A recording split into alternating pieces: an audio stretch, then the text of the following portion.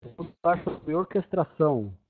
Na verdade, hoje eu vou falar um pouco sobre um material que depois eu espero cobrir isso também naquele material de bônus, né?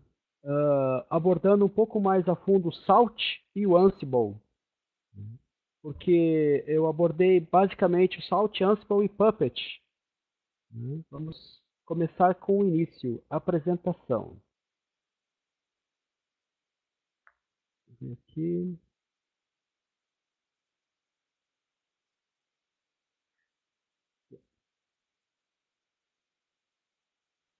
Eu abrindo aqui para todo mundo, Sim, né? Abri aqui uma imagem, será que abrir para todo mundo aqui? já estamos vendo já, perfeitamente. Beleza, esse é o About. Então, eu peguei o perfil do LinkedIn aqui, trabalho com Linux há bastante tempo já, pessoal. Desde 95.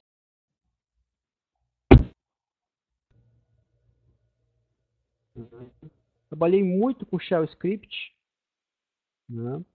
Como é que eu pego a outra para fechar aqui? A outra apresentação. Aqui. Trabalhei muito com Shell Script, tá? Toquei uma empresa lá no sul, depois vim aqui para Campinas, toquei uma empresa lá no sul de Linux, instalando server, instalando firewall. Uhum. Estamos agora aqui, tá abrindo aqui a apresentação com a fotinho. Sim, Perfeito.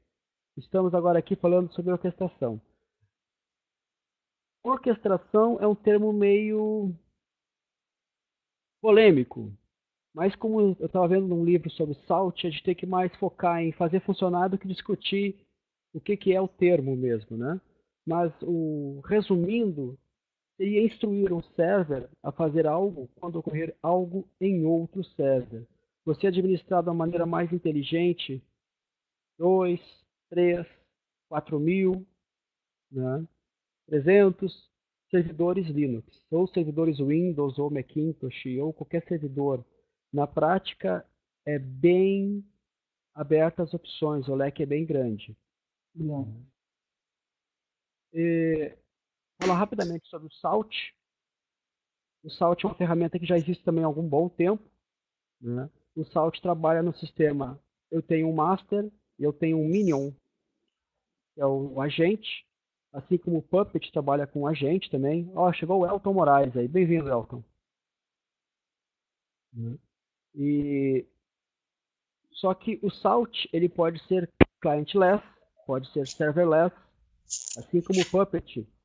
Né? O pessoal do Puppet dá uma sugestão assim: você pega o seu script de instalar o Apache, de configurar o banco de dados, de configurar o seu PostgreSQL e anda com ele no pendrive. Eu achei bem interessante isso. Assim, dá para usar também o Salt, dá para usar também o Ansible, que são ferramentas, são tools que podem ler arquivos e esses arquivos podem fazer o passo a passo para você. Esse passo a passo pode ser feito em um computador com. Cadê minha mão? Tá aqui minha mão. Com um pendrive e pode ser feito remotamente numa rede ou numa cloud assim, mega grande. Isso. O pessoal já deve ter ouvido falar dessas ferramentas aqui, o SaltStack, né? Usado com o OpenStack, o Ansible, o CF Engine já é bem antigo também. E rapidamente aqui, então o Ansible tem o conceito de playbooks. São as plays, as tasks, organizadas numa hierarquia. Deixa eu ver, eu peguei um playbook aqui. E o Ansible, que é clientless também. O pessoal consegue ver bem? Como é que eu dou zoom nisso aqui? Vamos dar... dá para ver bem, dá para ver bem, fica bem? tranquilo. Tranquilo, então. Aqui é um playbook que vai funcionar em todos os hosts que estão agrupados num grupo chamado Web Servers. Vai fazer a seguinte tarefa, vai instalar. Obrigado, perfeito. Né? Eu até preparei aqui para executar, caso dê tempo depois,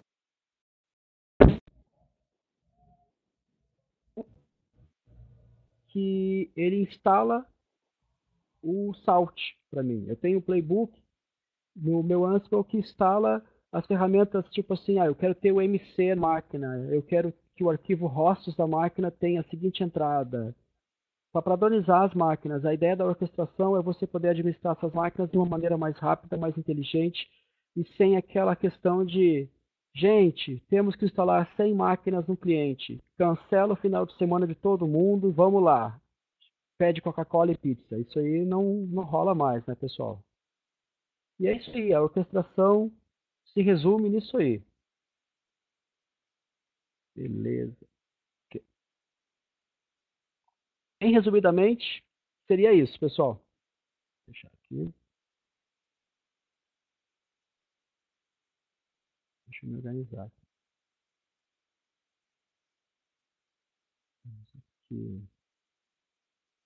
Ei, Paulo, como é que tá de tempo? Dá para compartilhar de Pode trabalho continuar, aqui? pode continuar, pode continuar. Vou compartilhar de trabalho aqui, então, rapidamente, para dar uma palhinha pro pessoal. Tela cheia? Pode ser tela cheia, sim. Diminui a tela, por favor, porque... Primeira tela? Isso. Parar, área da tela. Beleza.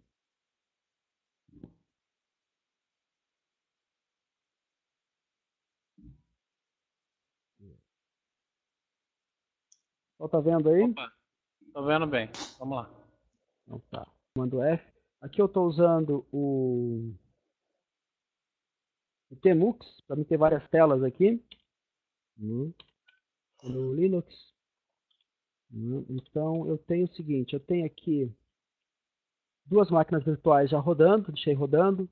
Uma com Fedora, a outra chama Kane, é um sistema de segurança, mas ele é padrão Ubuntu.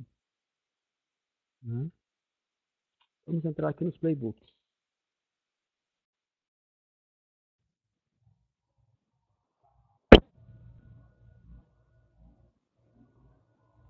Meus playbooks do Ansible.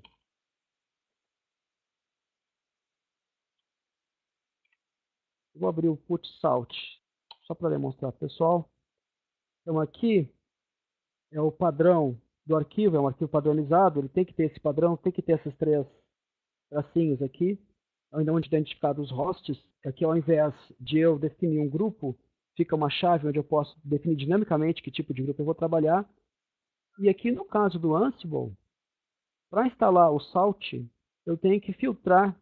Ele vai conversar com o sistema operacional, né?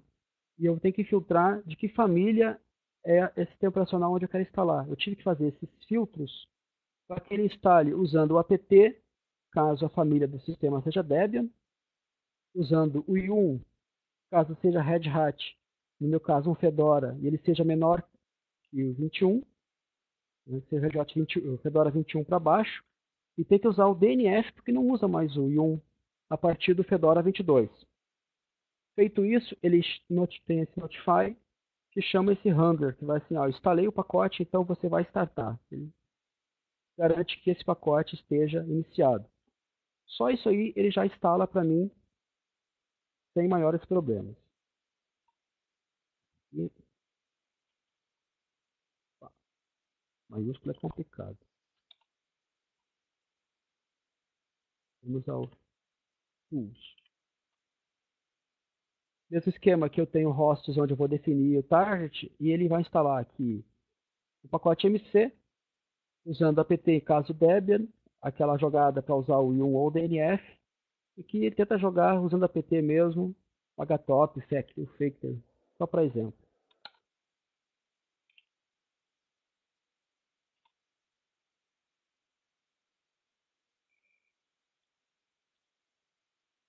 Aqui. Dois mouse também a pessoa se atrapalha, né? Eu insisto em pegar o mouse errado. Aqui. Seguinte comando.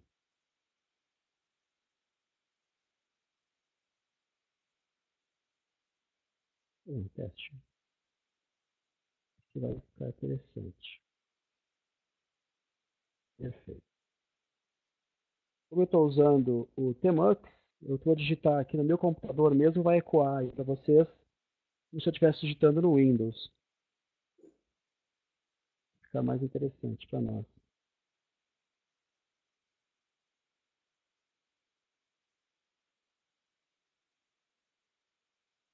Perfeito.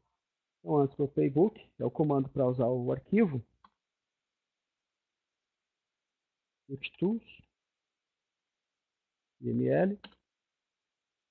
Aí eu tenho que usar essa comando específico extravars, onde eu vou definir qual é o meu target. No caso vai ser... Opa.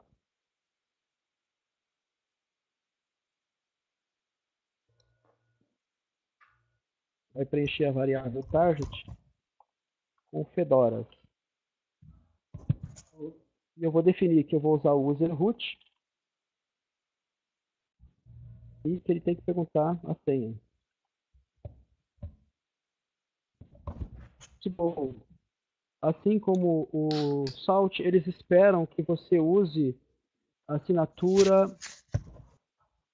criptográfica, que você use chave. Tá? Eu estou usando senha aqui, no ambiente de simulação, então me obriga a usar a senha.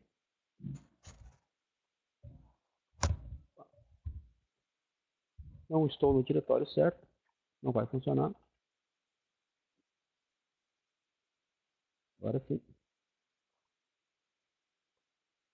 Consegue ver aqui, ó, o Ansible usa a call-say para informar o que ele está fazendo.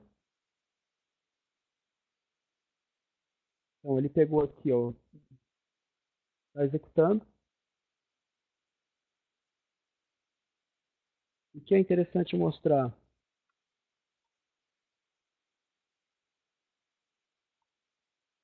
Ele vai executar nessa ordem. Como eu informei que eu vou usar nos fedoras, ele vai executar nessa ordem esses comandos aqui.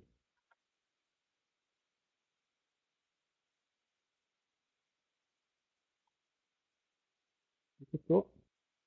Consegue ver subindo a tela aqui? Então ele pega os servers definidos, ele pega os fatos, que são as informações que ele puxa desses servers para ver qual é a versão do sistema operacional, o que tem instalado lá. Ele pegou dois servers, o Agatha e o VM Fedora. O Agatha, no caso, é a máquina local. Ele pulou aqui, ó, na primeira task, onde é para padrão Debian, ele pulou os dois. Na segunda, ele também pulou os dois, porque eles não são Fedora abaixo de 21, abaixo de 22, né? E aqui ele pegou aqui, ó. Vamos ver que erro está me dando aqui.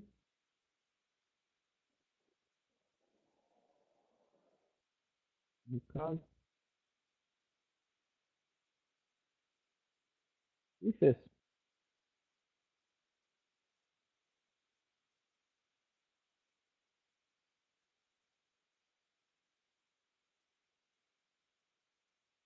Ao host falhado. Muito bom quando você faz a demonstração depois de fazer o teste antes e não funciona, né, pessoal? Ah, é, Anderson, é sempre assim. Mas a gente viu a ideia básica, entendeu? Você consegue mostrar alguma coisa do Puppet?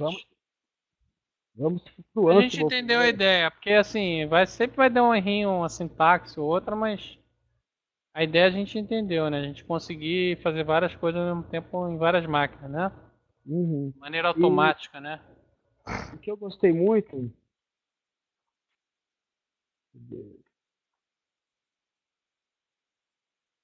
Pode CRV, ficar tranquilo que agora não é prova ao vivo não, tá? olha só, o Salt, né, eu tenho uma diretória aqui no Salt, tem o mesmo padrão, no Salt ele não chama playbooks, chama states, né? Então eu tenho o mesmo MyTools aqui, e no Salt funciona assim, o arquivo é rapidamente, ligeiramente diferente, onde ele informa aqui, ó, eu tenho o MC, ele informa package e informa que tem que ser instalado. Eu espero que o pacote tal esteja instalado. Eu espero que o pacote tal esteja instalado. E no Salt eu não encontrei a dificuldade do ter que estar informando se eu vou usar o yum, ou o DNF, ou o apt-get, ou o emerge, ou seja lá o que se usa cada sabor de Linux, né? E tem uma estrutura de diretórios que se você informar para usar o top, SLS, ele vai executar toda a árvore. E assim você pode encontrar estruturas extremamente complexas, onde você define de maneira extremamente específica e pode fazer a preparação de um server, vários servers, deixar a sua infra do jeito que você quer.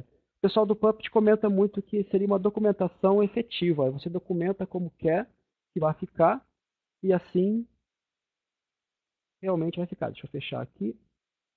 Voltar para cá. Do Puppet eu não tenho nada para mostrar para vocês, que realmente o Puppet deixar rodando, não deixei nada pronto para mostrar. Ah, tudo Mas o bem. padrão é o mesmo. O Puppet eu tenho cliente e você trabalha em cima de arquivos de configuração ou pode dar o comando direto. Uhum. Aqui. O Salt tem a vantagem de ter aqui. O Salt tem a vantagem de ter o Salt SSH também. É bem A gente não tá vendo a semelhante. sua tela, não. Eu fechei. Ah, Eu tranquilo. fechei, Tá, pessoal. beleza. No Salt tem a vantagem de ter o Salt SSH. É bem semelhante ao Ansible. Ele roda, enquanto que você tem acesso shell a um servidor, você consegue fazer tudo sem ter o cliente instalado. Então, eu gostei muito do Salt nessa questão. Ele é bem completo e tem o SSH, tem o client server e o Puppet tem o Enterprise, que tem aquela questão do site, e o Salt, o Ansible tem o Tower, né? E o Salt também recentemente tem, que é aquela questão assim, que é o que realmente seria uma boa orquestração. Na empresa, o funcionário chega lá, loga, se identifica, e conforme o usuário e senha, e conforme as suas credenciais de segurança, ele pode executar tarefas X ou Y, e essas tarefas são todas logadas, assim como o pessoal de forense usa muito, que o Kane, aquela máquina virtual que eu estava usando, tem essa questão de análise forense. Você não vai mexer num computador lá, num disco, para levantar provas de qualquer maneira. Você mexe na cópia do disco e tudo que você faz daquela cópia, naquela imagem, é registrado o que foi feito. Aí sim, você tem um nível de segurança, um nível de organização interessante. E era isso, pessoal. Bacana. Falando Vou abrir sobre para orquestração, perguntas, vamos tá? analisar. Tá, Oi? tá muito bom. Vou abrir para perguntas, tá, Edson? Calma aí um minutinho. Vou abrir aqui para perguntas do chat. Bate-papo aqui. Pronto, pessoal. Já liberei o chat aí para a gente fazer a pergunta. Éder, qual foi a maior instalação que você já trabalhou assim? O Puppet, o Ansible, o Salt? Eu estou prestando consultoria aqui em Campinas. Essa parte eu não peguei nenhum projeto grande ainda.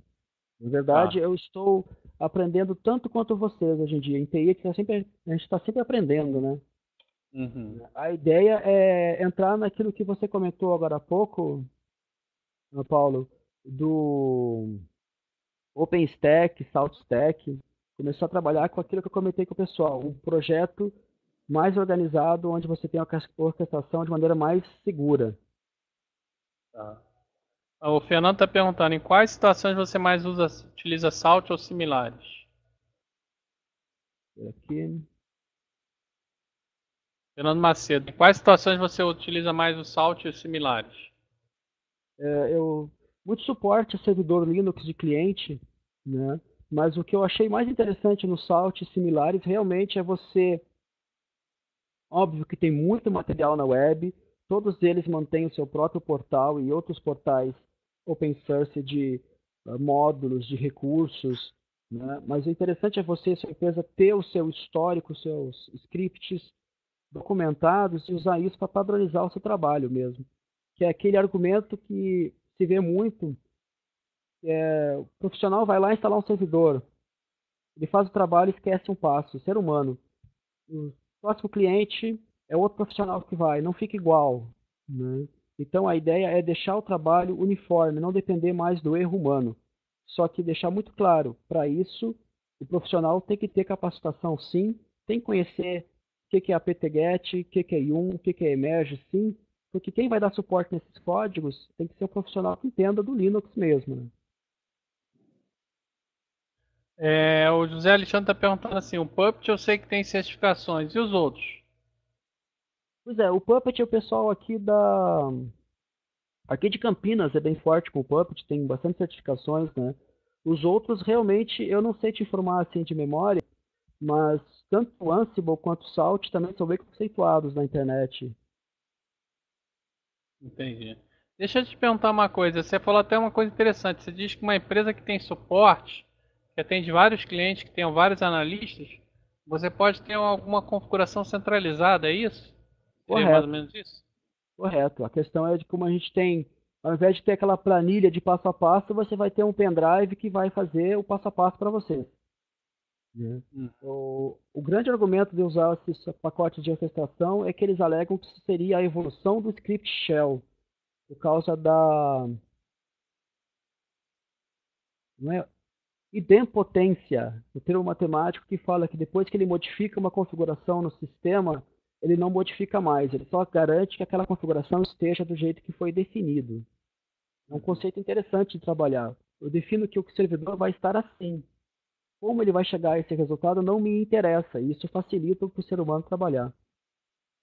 Entendi. Fernando, aqui tá tranquilo. Aqui, o pessoal aí dos apresentadores tem algum problema aí? Tranquilo. O Rodrigo está perguntando aqui, com o pacote de orquestração você elimina os erros humanos que hoje acontece executar manualmente, seria isso? Seria isso, a não ser que o cara do erro humano é o cara que fez o script que vai rodar na orquestração, né? Nós nunca Entendi. vamos estar livres do erro humano, né? Mas facilita o nosso trabalho. A ideia realmente é você ter o seu pendrive, o seu Dropbox da vida com seus arquivos de configuração dos seus servidores. Por que eu tenho que trabalhar num projeto de 1.000 servers para usar a orquestração, para usar esses recursos? Eu, como profissional do dia a dia, posso usar esses recursos sim, né? Ah, o cliente quer instalar um Apache. Eu tenho que configurar, dar uma tunada no servidor de banco de dados, né? Faz o seu trabalho, documenta o seu trabalho, cria o seu script. Facilite a sua vida. O Vinícius está perguntando, posso usar o Puppet para atualizar ou instalar pacotes em vários laboratórios de informática rodando o Ubuntu? É uma boa pergunta de perguntar para o pessoal que vai dar suporte no Puppet para você depois. Mas o Ubuntu é bem compatível com o Puppet. A questão toda é você, como eu comentei, conhecer o seu ambiente, né? Eu vi uma palestra muito boa sobre o Puppet, que era mais generalizada sobre o assunto, até que o cara falava assim, não, você não vai implementar um Puppet para organizar a sua empresa, você vai organizar a sua empresa e implementar um Puppet, um Ansible, um OpenStack, né? A ideia é não colocar como se diz no sul lá, não colocar o carro na frente dos bois. Como sempre, a pessoa acha que informática resolve problemas, que resolve problema são os processos dos seres humanos. Na informática é só faz o que o processo e o ser humano está pedindo. Se você souber a quantidade de vezes que eu falei em análise de processos em reunião de conselho consultivo de informática, eu trouxe uma empresa de processos chamada Workflow uma vez numa reunião, os diretores ficaram fulos comigo. Mas o problema é o processo. Exatamente.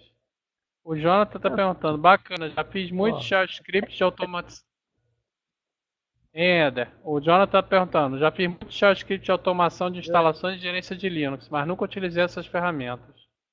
Bacana, Jonathan, é hora de começar. você vai gostar muito. Você vai gostar muito, Jonathan. Essas ferramentas, elas te dão um recurso que o Shell Script realmente não tem. Porque o Shell Script ele quebra quando a máquina muda, a não ser que você faça aquele, desculpa a palavra, aquele puta Shell Script que vai resolver prever todas as situações, né? Como eu rodei o Salt aqui, eu mandei instalar o pacote. Qual é o sistema operacional, se é padrão Debian, ou Gentoo, não interessa. Instale o pacote. No Shell Script a gente tem que se preocupar com tudo isso. O Fernando está perguntando, tem a útil para configuração e instalação de diversas máquinas ao mesmo tempo, correto?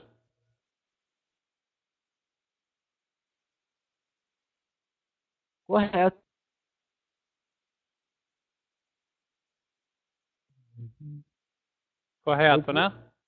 eu guardo os meus shell scripts com muito carinho. Até hoje eu tenho eles bem guardados aqui. Entendi.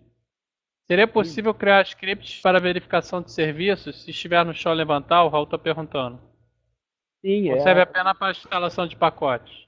Não, o conceito da orquestração é justamente esse. Inclusive, tem uns conceitos muito interessantes de usar os próprios clientes, os minions, né, como agentes.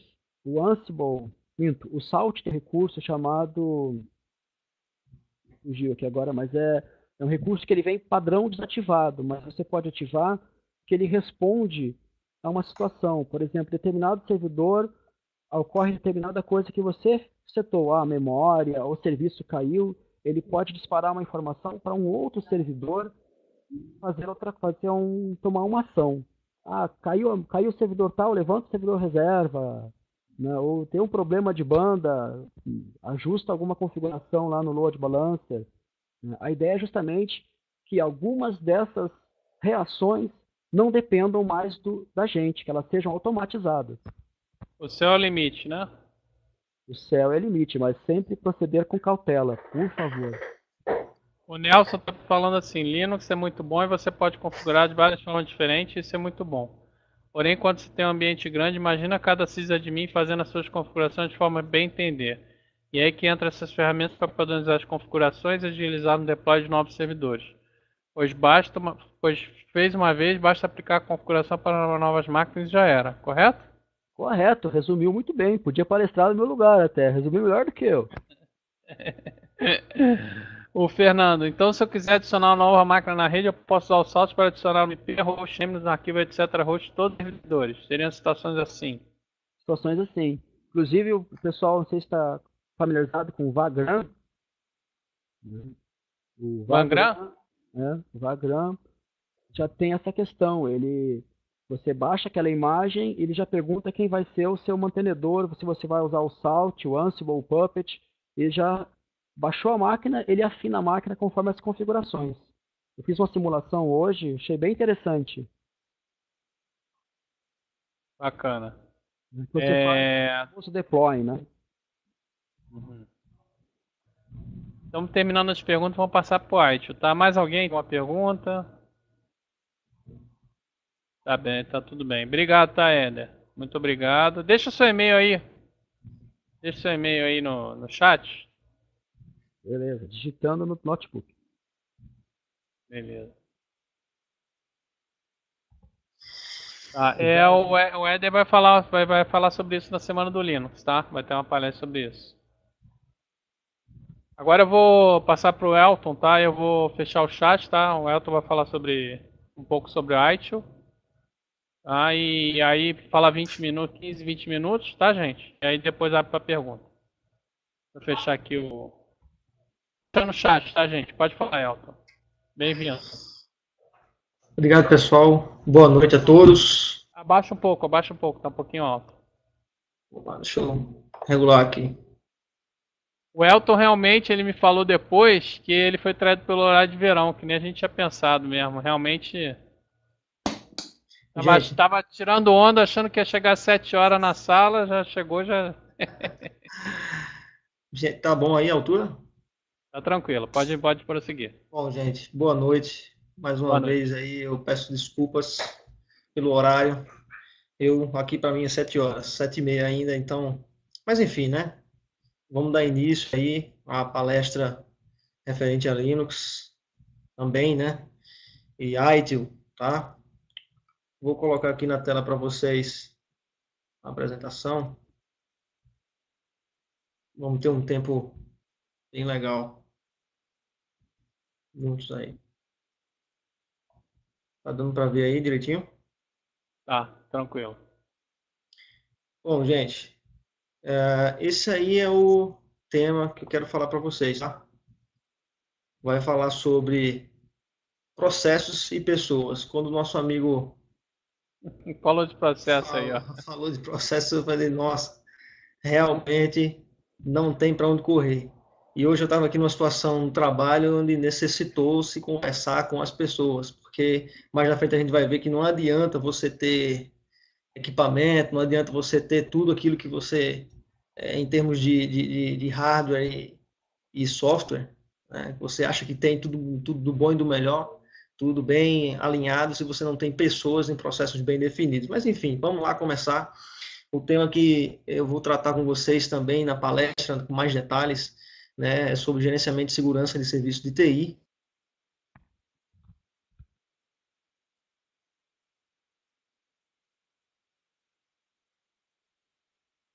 Deu uma Opa, caidinha. Ele deu uma caída aí. Brasil é um país continente, né? Temos até mais de um horário de verão. É verdade. Elton, tudo bem aí? Caramba, acho que ele tá meio. Caiu. Deixa eu ver aqui. Caiu da sala. Tá voltando daqui a pouquinho. Ó, voltou. Deixa eu botar ele como apresentador aqui. Aproveitar e pegar um café.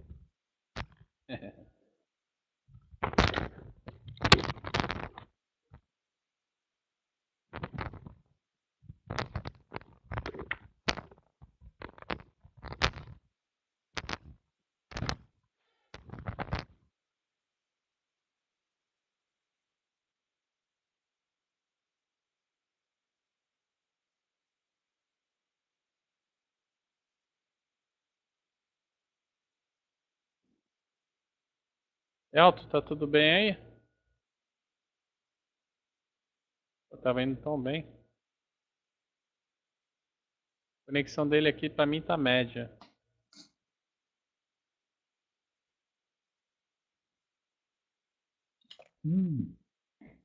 Deu. Eu vou perguntar se ele tá no Wi-Fi, né, cara? Porque não pode ficar no Wi-Fi, não.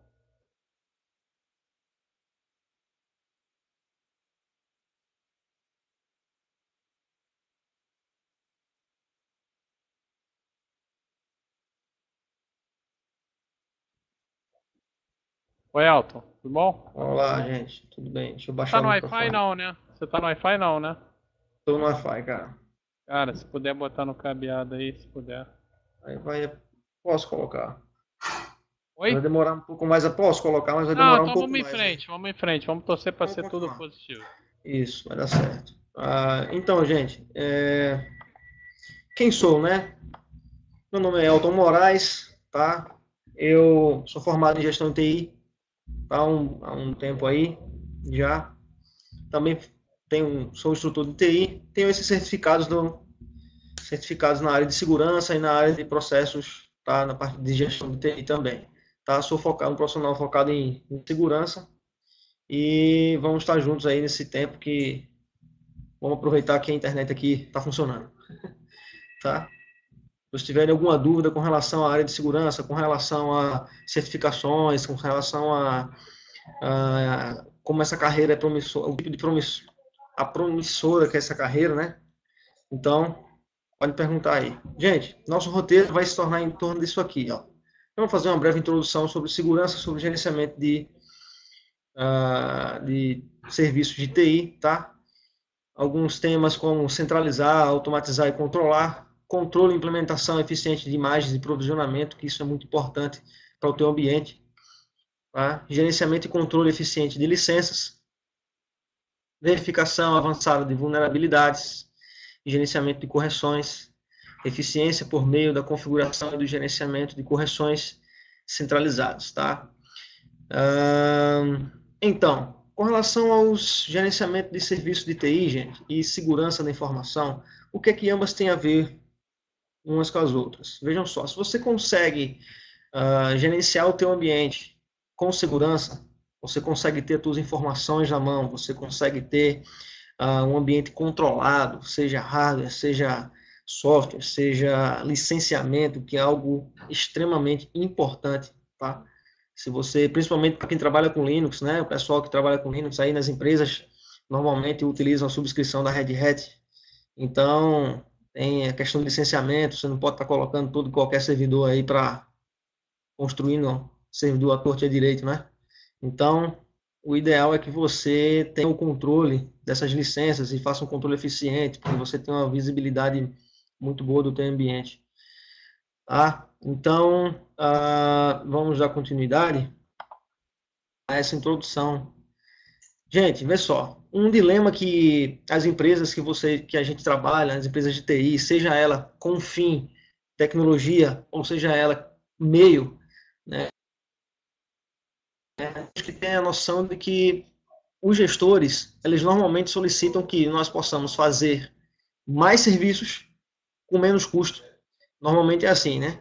Ou então, como você presta consultoria, então ele vai atrás de baratear o teu serviço com a qualidade que você presta teu serviço com outros clientes, né? Então você lá, então chega lá o gestor, nossa, gente, eu vou contratar você, só que nós podemos, eu queria que você pudesse fazer é, um preço mais baixo aí, melhorar para a gente, tal, aquele velho jeitinho brasileiro, né?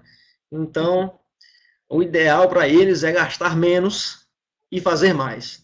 Ah, mas não faz consultoria, eu simplesmente trabalho numa equipe de TI que a empresa de vendas, certo? Só que se você está lá na empresa de vendas, o negócio da empresa é o quê? Vendas. Se o negócio da empresa é vender e ela depende de certo modo da TI para faturar nota, para dar entrada, dar saída, enfim. Então, quando você chega para ele, olha, a gente está precisando de um servidor novo, porque de um storage novo, porque lá a Blade não está funcionando bem, ou o VM acabou licença, enfim. Falou de dinheiro, mas não, ó, te vira aí, faz mais com menos, né? Então, normalmente as administrações elas procuram reduzir custos e tentar ter a mesma qualidade que se teria se você tivesse investindo, né? Mas isso aí no ambiente de TI, não só no ambiente de TI, como no ambiente corporativo, isso é puramente normal, tá bom? Então, para você ter um alto desempenho com um baixo investimento, isso aí fica um tanto quanto complicado, né? Por quê? Porque como é que você vai ter um bom desempenho se você não tem investimento? Né? Então, entra-se num dilema muito grande nisso aí, porque para você ter um bom desempenho, né, é necessário que você justifique aquele gasto que você vai ter. É necessário que você tenha como, de repente, se você é um coordenador, ou se você é um gestor, ou se você pretende ser, é necessário que você analise bem os gastos, analise bem os investimentos.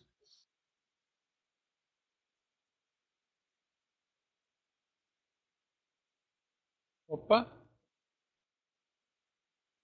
deu uma caidinha. Esse Wi-Fi dele aí tá meio maroto.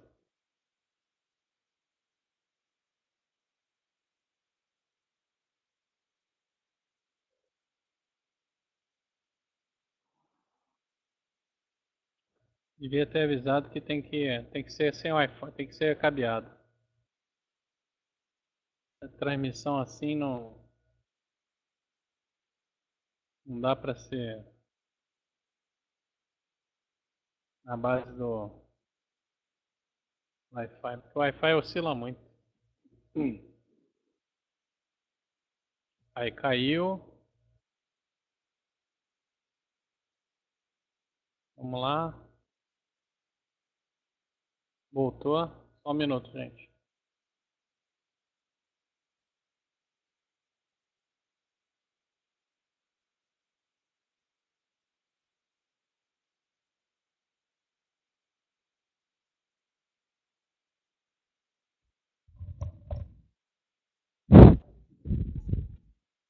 Tô botando ele aqui no.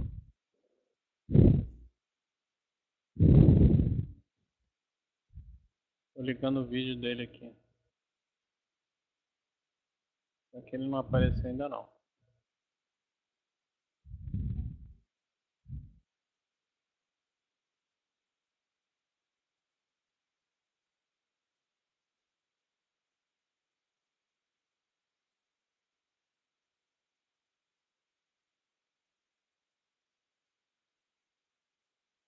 Acho que deve estar botando o Wi-Fi dele lá.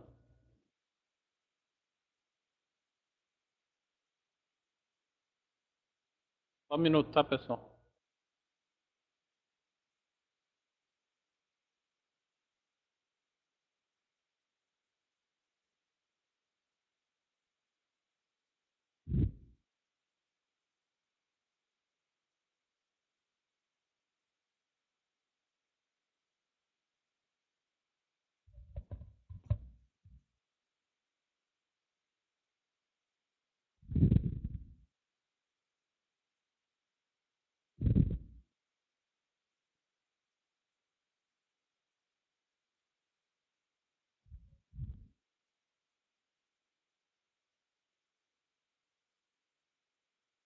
Tá indo, mas tá meio devagar.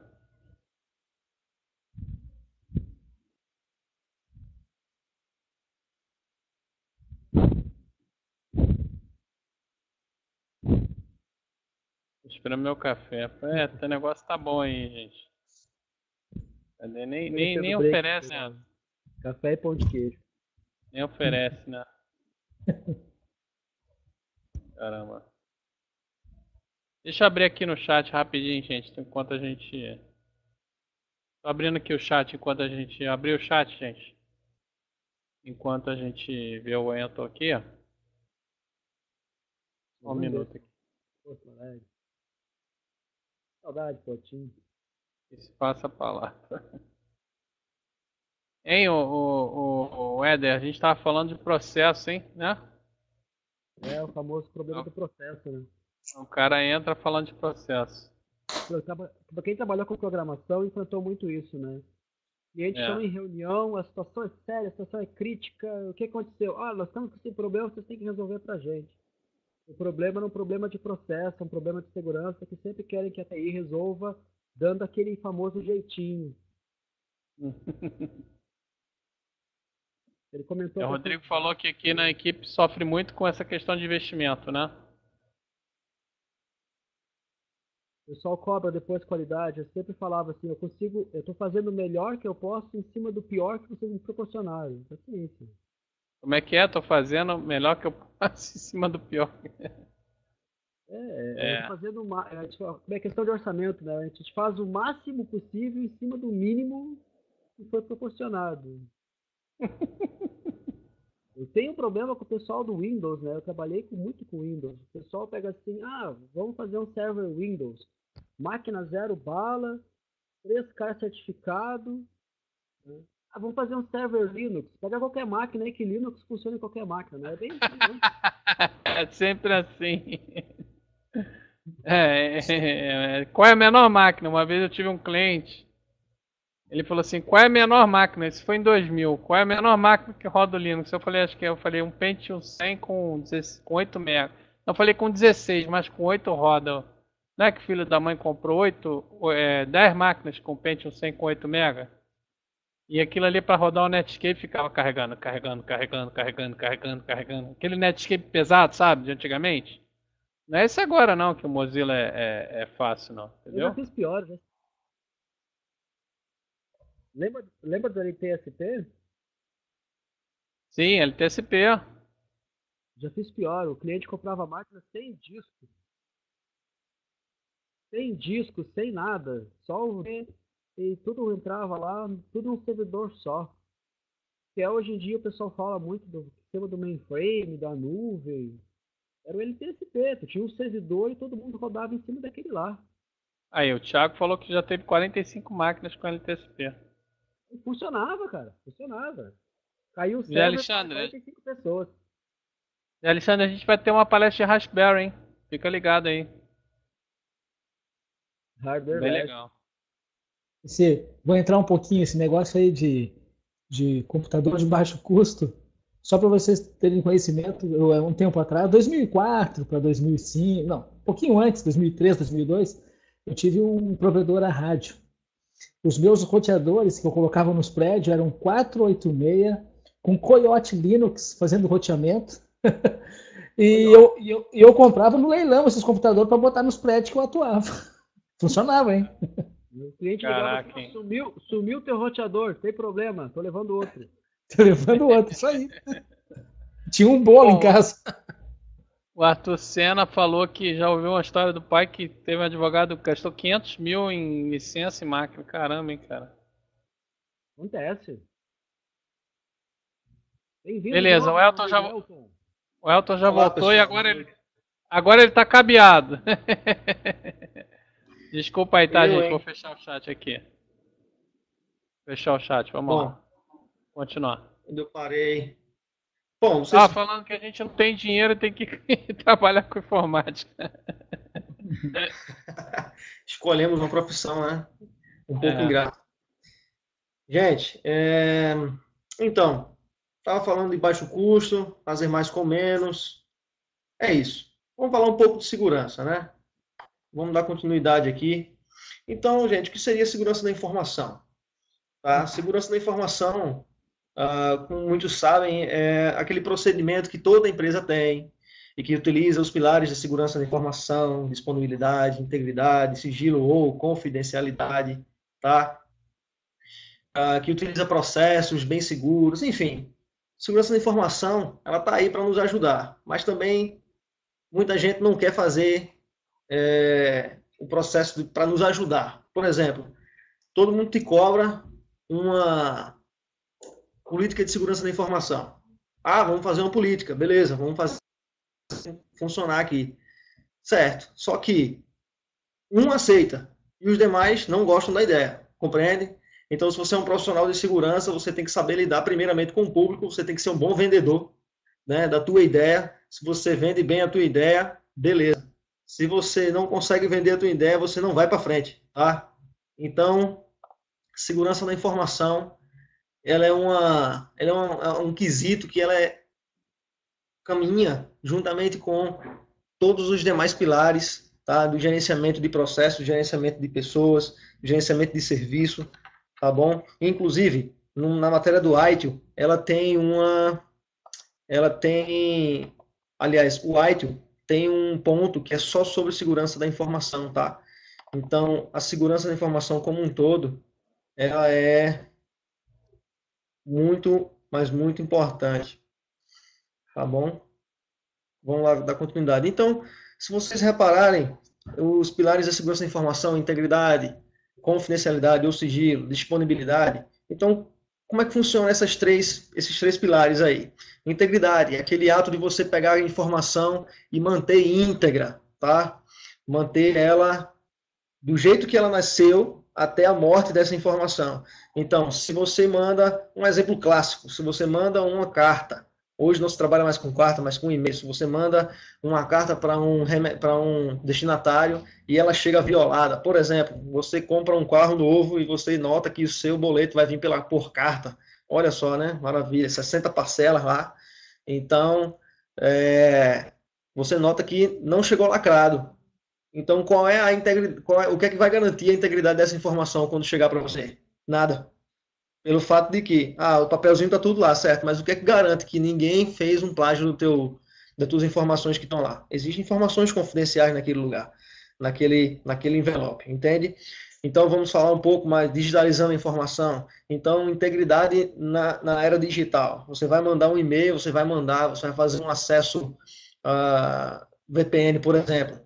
Sabemos que muitos acessos VPN via SSL, VPN, ou OpenVPN, quem utiliza muito Linux, é um túnel criptografado. Então, isso é muito bom.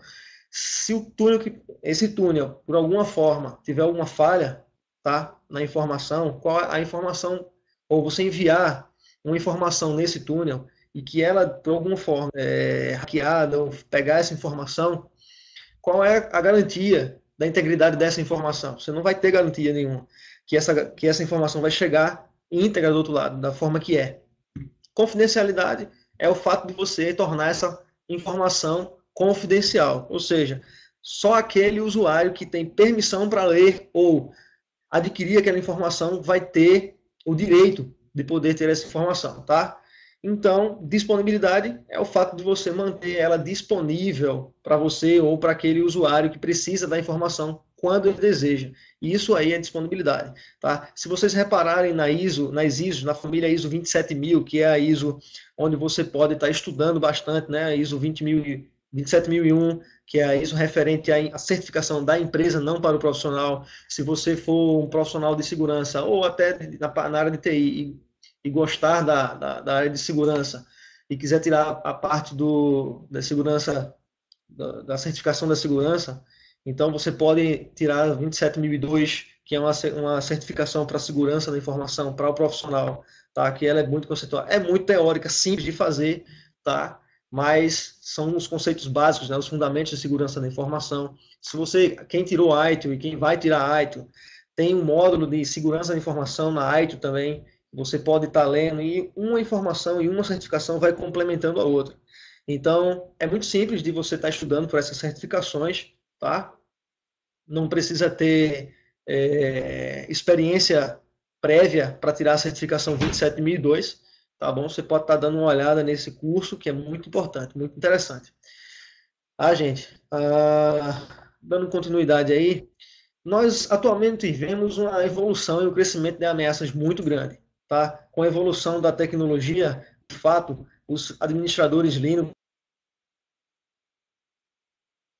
eles têm que trabalhar mais o dedo, mais a cabeça para pensar da seguinte forma: como é que eu vou proteger o meu ambiente da melhor forma que não degrade meu ambiente, né? Com a disponibilidade de recursos que pode ou não ter, tá? Então, essas são demais, você tem crescido demais e você precisa de equipamentos que possam suportar isso.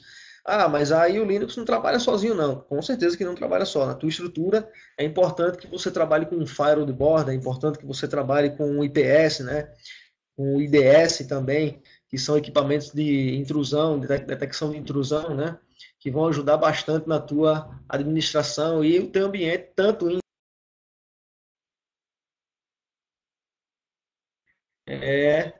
Estão ouvindo bem? Estão ouvindo bem aí?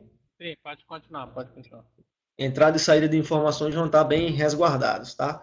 Vai diminuir bastante os ataques efetivos, mas as tentativas podem não diminuir tanto. Devido a quê? Devido à diversidade de plataformas, né? Temos vários dispositivos. Administradores aí, eles tendem a se preocupar mais. Por quê? Porque chega todo diretor, mas eu tenho um notebook, eu tenho um computador desktop, eu tenho um iPhone, eu tenho um tablet, eu tenho um iPad, eu tenho. E é o diretor, e você vai bloquear. Para bloquear é complicado, né? Então, você vai ter que prover a infraestrutura necessária para ele trabalhar, mesmo que ele não use tudo, naturalmente falando, certo? Então, mas aí chega o companheiro ou um usuário qualquer. Não, mas eu tenho eu recebi uma solicitação essa semana muito interessante. Eu trabalho aqui em Recife como terceirizado de um tribunal, e o que acontece? Chegou uma solicitação dizendo da seguinte forma: eu preciso pegar o meu iPhone, transportar meus dados para outro utilizando o computador da empresa. Só que o celular é meu, o outro celular também é meu. E eu vou viajar e eu preciso das minhas fotos. Mas como é? Sem condições. Então, assim, a política de segurança foi estabelecida para a gente seguir. A política de segurança foi estabelecida para que a gente possa salvaguardar os dados da nossa empresa, do nosso ambiente, e fazer com que ela seja seguida, de fato, tá? Existem aí soluções de vários fornecedores que podem fazer com que a sua informação seja bem guardada, bem organizada, vários consoles de gerenciamento, imagens de vários sistemas operacionais, vários dispositivos de rede, várias políticas. Então, a complexidade do teu ambiente, quanto maior a complexidade do teu ambiente, certo? Torna-se um pouco mais difícil de você gerenciar isso aí. Por quê? Porque quanto mais informação você tem separadamente, né, mais difícil fica para você organizar a tua infraestrutura. Você não tem uma visão macro da tua infraestrutura. Você fica muito dividido entre as informações. Por exemplo, você tem lá um ambiente com 500 máquinas para administrar, dentro de Linux e Windows, tá? Então, aí se você não tem uma equipe muito grande, você tem um pessoal lá para trabalhar com isso aí, umas 5 pessoas para trabalhar com isso aí, então você vai ter que trabalhar com um processo muito bem definido para que você possa administrar com maestria, se por assim dizer, e não deixar o teu ambiente parar, certo? Então, se você, devido à complexidade de informação, devido à complexidade das plataformas, devido à complexidade do teu ambiente, você vai ter que ter uma estrutura na tua infraestrutura, de modo que elas sejam bem administradas, tá? Os processos sejam bem definidos e as pessoas, os cargos e as atribuições sejam bem definidas, para que você tenha um melhor aproveitamento do teu trabalho, tá bom? Então, para isso, o que seria o gerenciamento de serviço de TI? Qual seria o intuito do gerenciamento de serviço de TI? Eu coloquei aí a teoria para você e chega naqueles 3 pilares importantes que o nosso amigo Anderson estava falando, né? Tem por objetivo prover um serviço com qualidade, alinhando as necessidades do negócio, buscando a redução de custo a longo prazo. Pessoal,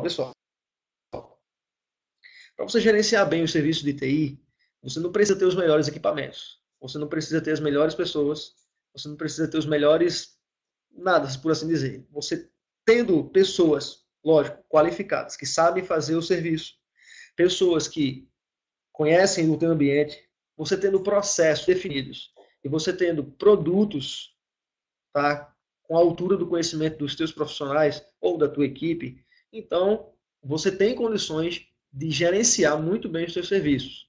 Como assim? Não adianta você ter um pessoal qualificado e ter os processos bem definidos se os teus produtos não estão aquém dos teus profissionais. Então, eles não vão conseguir render bem, eles não vão conseguir dar o máximo deles para melhorar a tua infraestrutura, né, porque você não tem equipamento suficiente, você não tem o equipamento adequado para trabalhar com aquele pessoal.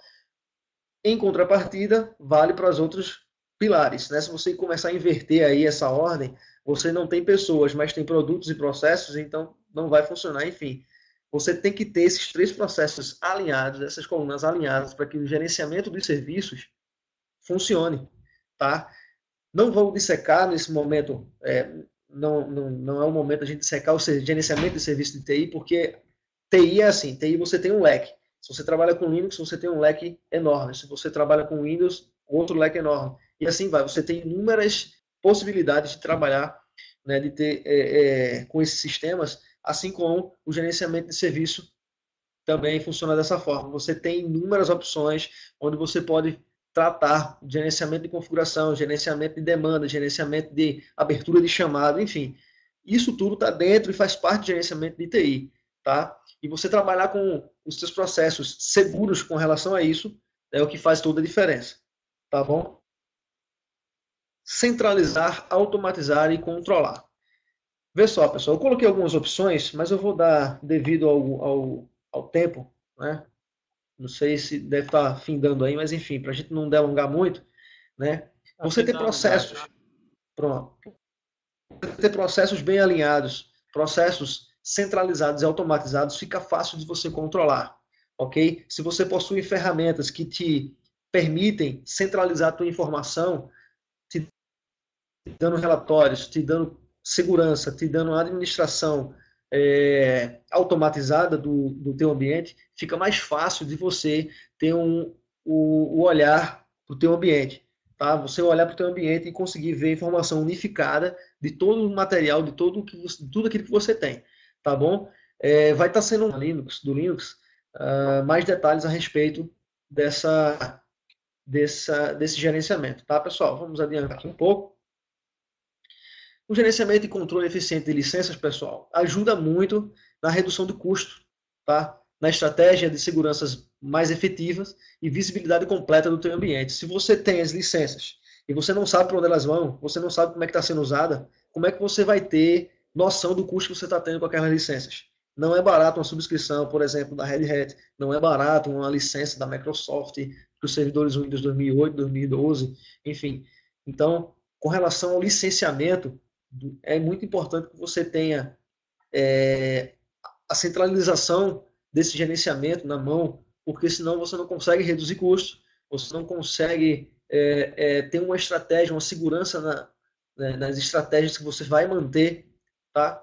Com efetividade, e você não consegue ter uma visibilidade completa, porque se você consegue manter essa administração, então você consegue ver para onde é que cada licença está indo. Você consegue ver quantas foram usadas, quantas faltam ser usadas, quando é que você precisa renovar. Esse gerenciamento aí, a IT pode te ajudar, o gerenciamento de segurança como um todo também pode te ajudar, porque uma vez que você tem os processos alinhados, pessoas qualificadas, um gerenciamento dos custos organizados, você consegue fazer com segurança, traçar decisões e fazer com que o teu gerenciamento, o teu planejamento funcione com mais efetividade, ok?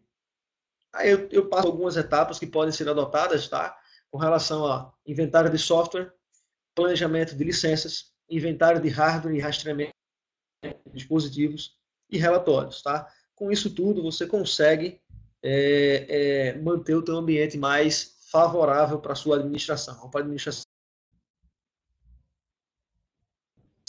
né? Você começar a pensar bem como você pode melhorar o teu processo com a tua equipe, beleza? Vale a pena uma conversa, vale a pena uma reunião e mostrar quais os benefícios que você pode ter com esse tipo de gerenciamento, de controle, ok?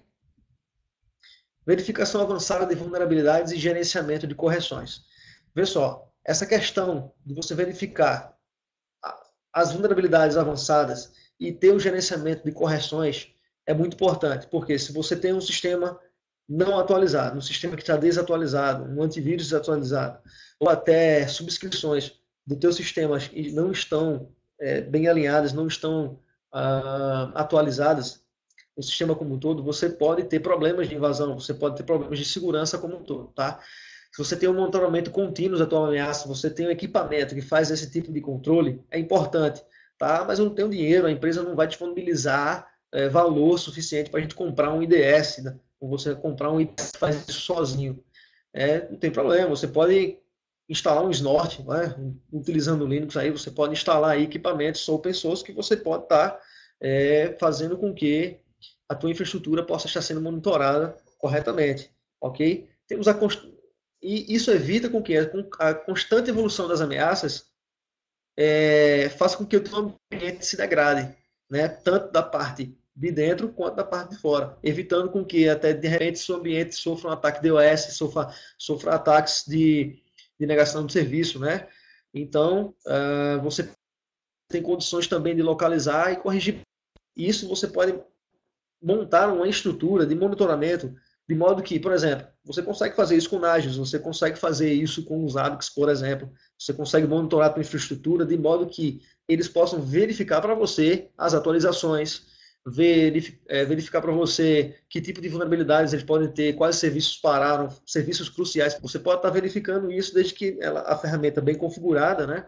Você pode estar administrando bem o teu negócio com isso aí. Ou se você faz parte de uma equipe nesse sentido, você pode estar trazendo essas ideias para a tua equipe, de forma para teu coordenador, dar essa ideia aí, até para promover mais a equipe de TI, já que muitas vezes nós somos vistos como menino do computador, né? Então, essa imagem aí a gente tem que tirar ela um pouco de lado, porque sabemos que a TI ela tem que fornecer subsídios necessários para o negócio, alinhada com o negócio. Hoje, TI faz parte do negócio. Não é apenas um conglomerado de pessoas juntas ali que mexe com o computador e fica naquilo mesmo. Não. Hoje, se o profissional de TI não tem a visão do negócio, ele não cresce. Né? Mesmo que ele seja extremamente técnico, mão na massa, mas ele tem que entender como é que o negócio funciona.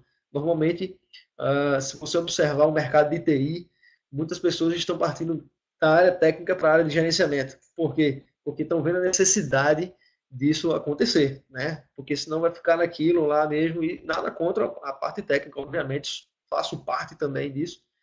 E se a gente não tiver essa mentalidade de que a gestão do negócio funciona tanto para a TI como para o negócio em si, a TI não tem como subsidiar melhor o negócio, então o negócio não vai andar ou até pode haver substituição, né? Enfim, parte daquele slide anterior, né, verificação de vulnerabilidades. Como você pode verificar, né, a procura por vulnerabilidades, correções de atualizações, estratégias eficientes. Gente, todos aqueles equipamentos que eu falei para vocês, ou aquelas ideias que eu dei para você aqui, e outras que podem surgir, né, com a ajuda e consultando nossos amigos, e contratando consultorias, enfim, tem como você verificar vulnerabilidades com relação a equipamentos de antivírus, a tua infraestrutura interna, atualizações do teu sistema.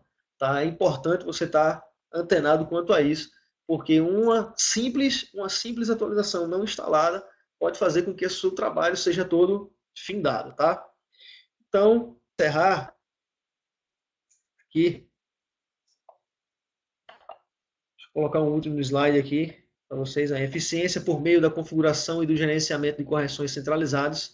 Isso faz com que você possa economizar tempo e dinheiro, tá? Você possa otimizar recursos. Se você tem uma configuração, um gerenciamento de configuração, um gerenciamento de correções centralizados eficiente, você economiza tempo e dinheiro. Falando um pouco de backup, se você tem um backup organizado, seguro, com fitas bem guardadas, uma rotina de backup bem dimensionada, você tem o teu ambiente seguro, né? Um exemplo, você tem o teu ambiente seguro, você tem a otimização de serviço e a otimização de recursos. Então, se você consegue, por exemplo, otimizar um tempo de um backup, otimizar o tempo de modo que ele não atrapalhe a tua produção, ele faz de madrugada e termina antes do horário de produção, isso é maravilhoso. É um ambiente perfeito. Por quê? Porque no horário de produção, teu backup está feito e não tem degradação da rede. E o teu sistema funciona perfeitamente. Tá? Sem reclamação, sem ninguém dizer, sem pessoal dizendo que está lento, etc. Tá? Então, pessoal, com relação a essa palestra que eu dei para vocês, ITIL, segurança da informação, estão internamente ligadas, tá bom? Se você começar a estudar, aqueles que têm curiosidade, estudem, cheguem junto, é muito importante, tá? E é isso. Eu vou deixar aqui alguns materiais para vocês. Antes disso, eu quero agradecer aí a oportunidade. Paulo, veja aí o horário. Tá Para não ótimo. extrapolar. Vou abrir para perguntas, tá, gente? Senão fica muito tarde para antes eu falar. Pessoal, já abri para perguntas, tá? Boa noite a todos. Valeu aí, gente. Obrigado.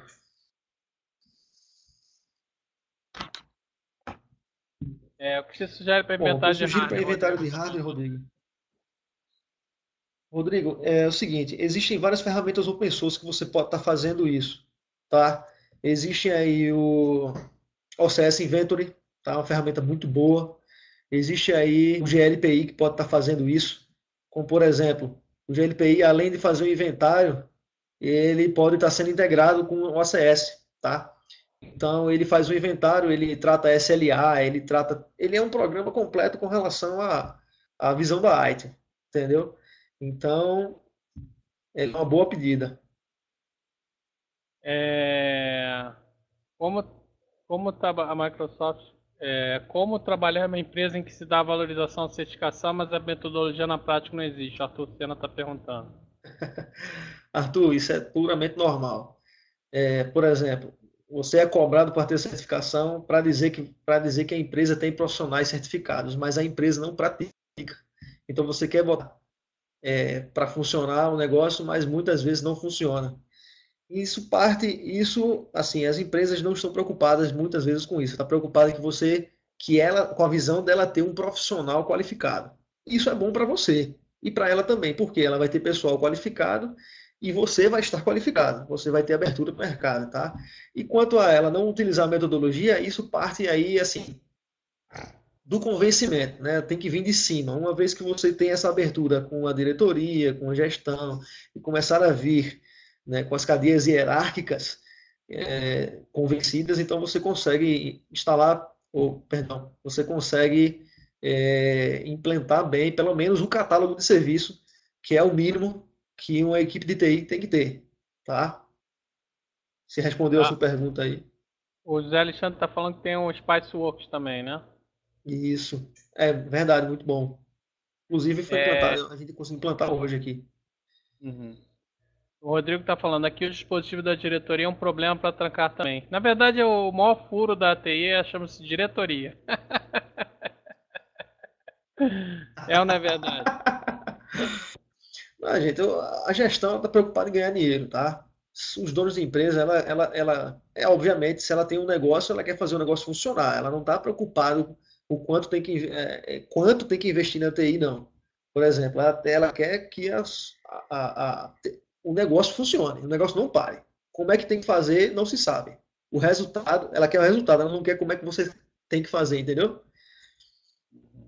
Deixa só, sem fazer jabá, mas já fazendo, o Elton é o nosso instrutor a gente tem um curso de LPI com ACS, tá? E em breve ele vai estar fazendo também um de ISO 27002, não é isso, Elton? Isso.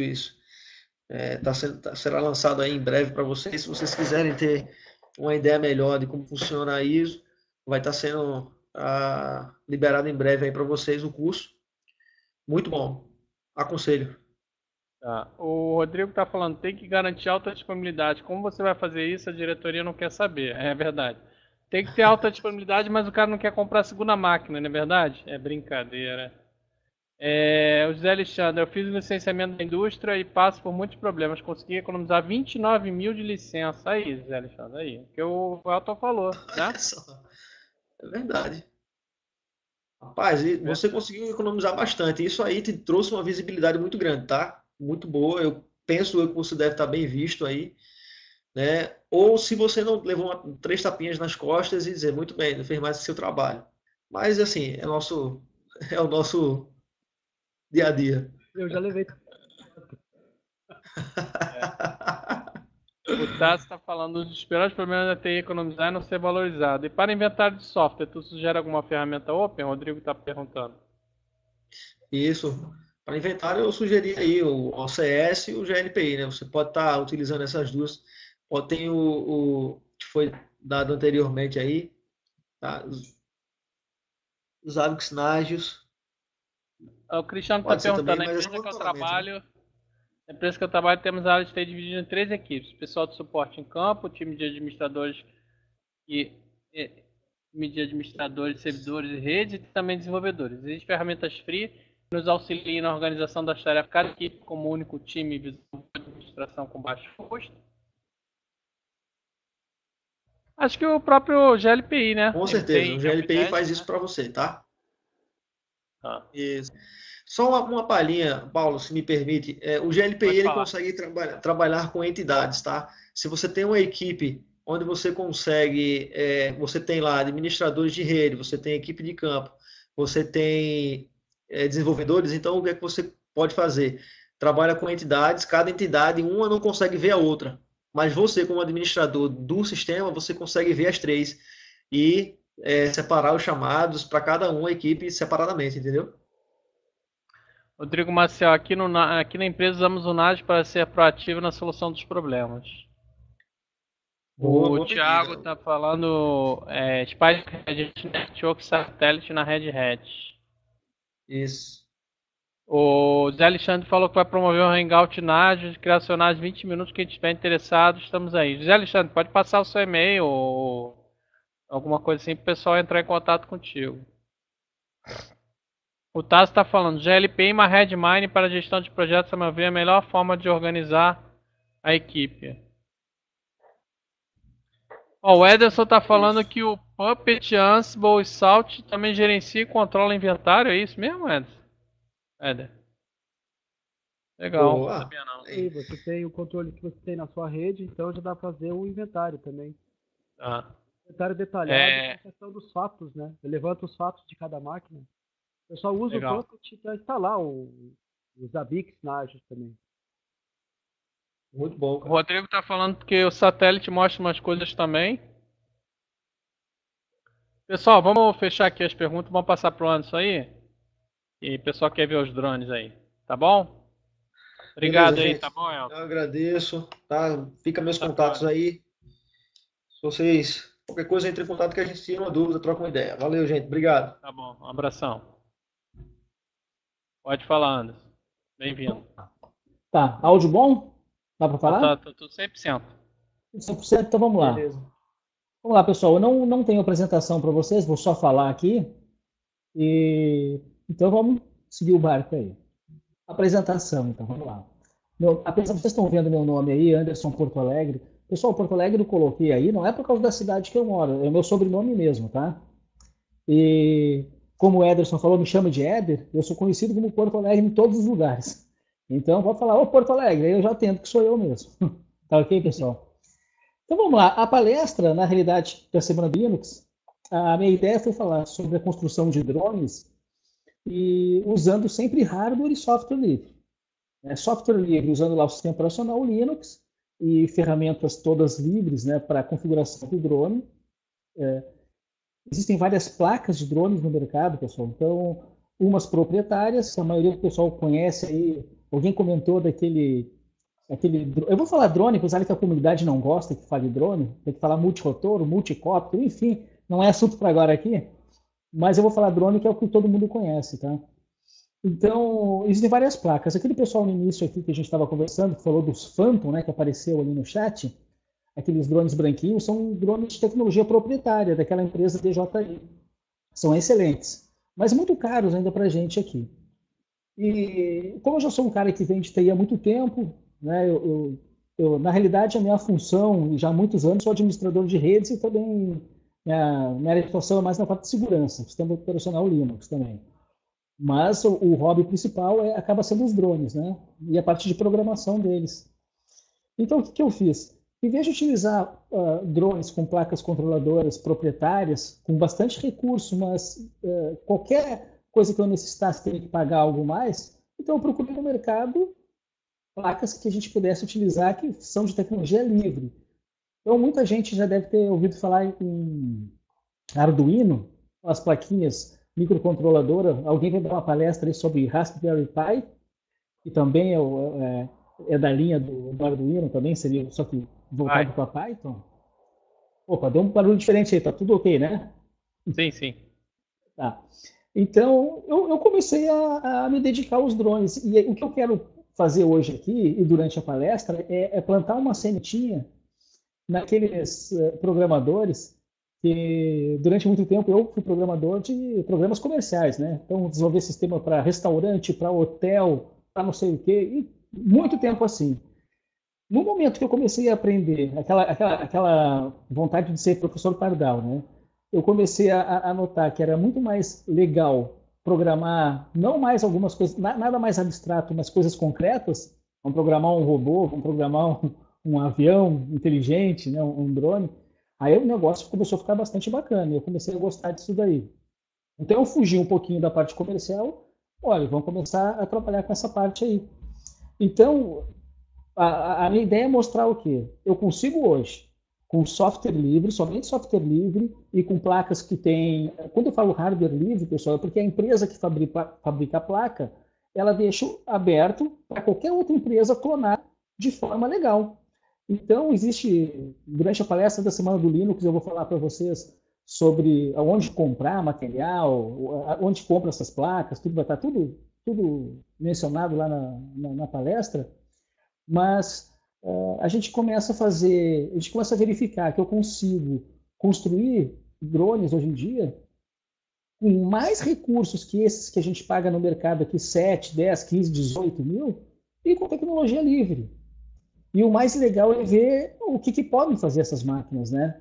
Então, eu vejo assim que muita gente acha que o drone, quando as pessoas me veem na rua com drone, que sempre onde está com drone, junta a gente em volta, né?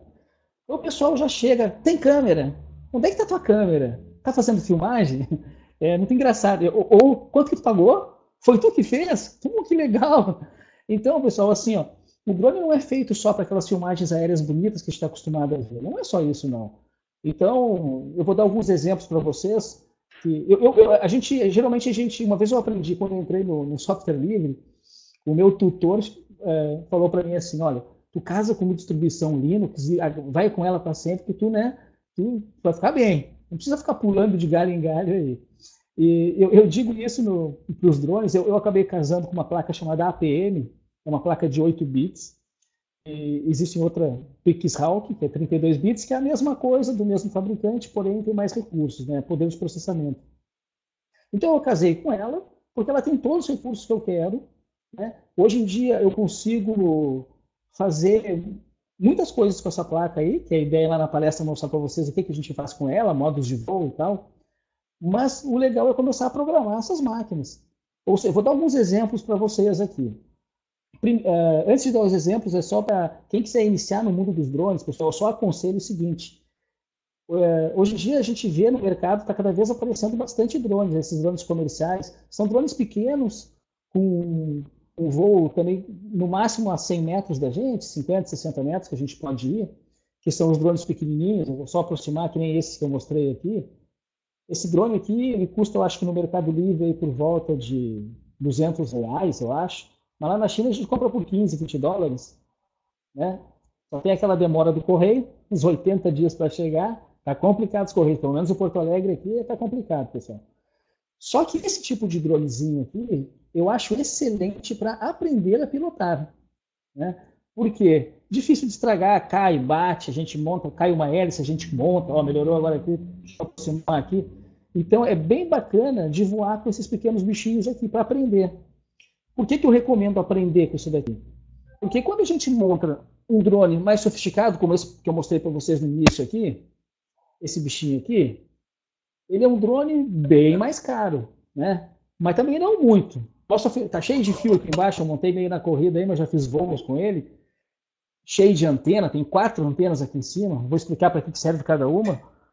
Se o cara não sabe pilotar legal, o cara vai pilotar um desse aqui, aí ele vai ver que não vale muito a pena, assim, vai acabar quebrando. A gente tem que ter uma curva de aprendizado para a gente começar a aprender. Mas o meu intuito também nunca foi esse, ficar pilotando drone. Para quem não sabe, vou mostrar também aqui, o drone hoje em dia é pilotado também através de rádios, né? Esses rádios já eram modelismo, tá? Eu uso esse rádio aqui de 8 canais, mas a ideia não é essa. A ideia mais legal do drone, o que é? É eu poder programar ele. Então, ou seja, eu coloco ele em um determinado lugar e já programo tudo que ele vai fazer. Olha, eu quero que você decole, vá até 50 metros de altura, depois vá lá naquele ponto, vira sua câmera para tal lugar, bate uma foto, vai para tal outro ponto, faz não sei mais o que, e vai para lá, vai para cá, volta, pousa. Então, isso que é o legal. Ou seja, eu já não uso mais o rádio, né? Então, teve um colega aí que no início também falou sobre a proposta da ANAC, né, sobre esses veículos aéreos pilotados remotamente, e isso aí é uma coisa que a ANAC vai proibir, a gente tem que pilotar remotamente, voos automáticos, mas tem que ter sempre um piloto do tipo, eu falei que eu posso pilotar o drone sem rádio, mas eu tenho que ter um rádio na mão pronto para qualquer anormalidade que dê no voo, tem que estar seguro, né? Já passei por vários problemas, assim, de dar bastante medo ali, mas nunca nada sério, só. Vou acabar comentando também isso aí com vocês. Mas o bacana é que eu digo é isso aí. Então, hoje, o que eu consigo fazer? Vou dar outros exemplos. Eu morava numa cidade do litoral, morei um tempo no nosso litoral aqui. Os meus filhos iam para a escola. A escola era uma distância de 600 metros em linha reta. Então, eu não cheguei a fazer isso lá, porque naquela época ainda eu estava aprendendo. Mas eu poderia, a qualquer momento, programar meu drone. Quando eles saíam para a escola, que eram pequenos, estão indo a pé, sozinho, o meu drone ia voando em cima da cabeça deles, sozinho, acompanhando até a porta da escola. Volta, terminou, ele volta sozinho para casa e pousa onde eu pedi. Né? A coruja, então, hein? tem que cuidar, né? Então, eu sei um exemplo, né? Então, hoje em dia, não é só filmagem aérea, pessoal. Ó, área de segurança, então, segurança de condomínios. Posso deixar programado o drone? Eu não sei se o pessoal gosta de Python aí, ou quem faz a palestra de Raspberry Pi deve gostar. Então, eu consigo fazer várias rotinas hoje em dia de deixar esses voos autônomos. Lembrando que depois, devido à ANAC colocar as suas regras, a gente não pode ficar pilotando só no autônomo, tem que estar sempre com o rádio na mão, né? Pra qualquer eventualidade, a gente segurar ele. Por que eventualidade também? Já vou avisar. Vocês devem ver vídeos na internet aí de vários drones aí enlouquecendo. O cara está voando e o drone se manda, né? Então, isso aí é porque existem vários ajustes, ajuste de GPS, de bússola, de barômetro, acelerômetro, giroscópio, é um monte de sensor ali, tem esses ajustes. Se ele não estiver bem ajustado, é claro que pode dar um problema. Existe esse fly away, que é esse problema que dá dele tá voando e o bicho se mandar, mas dá para buscar ele. Eu aprendi isso, passei por alguns sufocos, coração quase aqui na goela batendo, mas a gente consegue trazer ele de volta. Então, a ideia da palestra, o que é? Eu não vou ficar falando bastante para vocês, assim, eu acho mais legal até depois responder as perguntas, mas o legal para mim, então, quero que o pessoal entenda aí, que não é o ato de pilotar o drone, que é bacana também, mas é o fato de poder programar, tem um protocolo chamado Navilink, onde eu consigo hoje fazer um serviço, coloco uma Apache rodando numa máquina, roda uma aplicaçãozinha minha, e a partir daí eu posso vender um produto para um exemplo, né, um condomínio de casas aí, que quer que o porteiro fique lá, aperta um botãozinho, ou ele vai na tela do computador dele ali, vai na página web que a gente desenvolveu, e ele, eu quero que o drone vá para cá, para cá, para cá e volte. E ele fica só na televisão acompanhando a imagem. Né? Então, assim, área de atuação tem um monte. Na internet a gente vê, né? Drone levando boia de salva-vida, drone fazendo salvamento de pessoas que estão tendo um ataque cardíaco. né, que ele vem lá com aquele desfibrilador, imagens que a gente vê. Então, para mim, o drone não é uma moda, não é uma coisa que está entrando e vai sair. Não.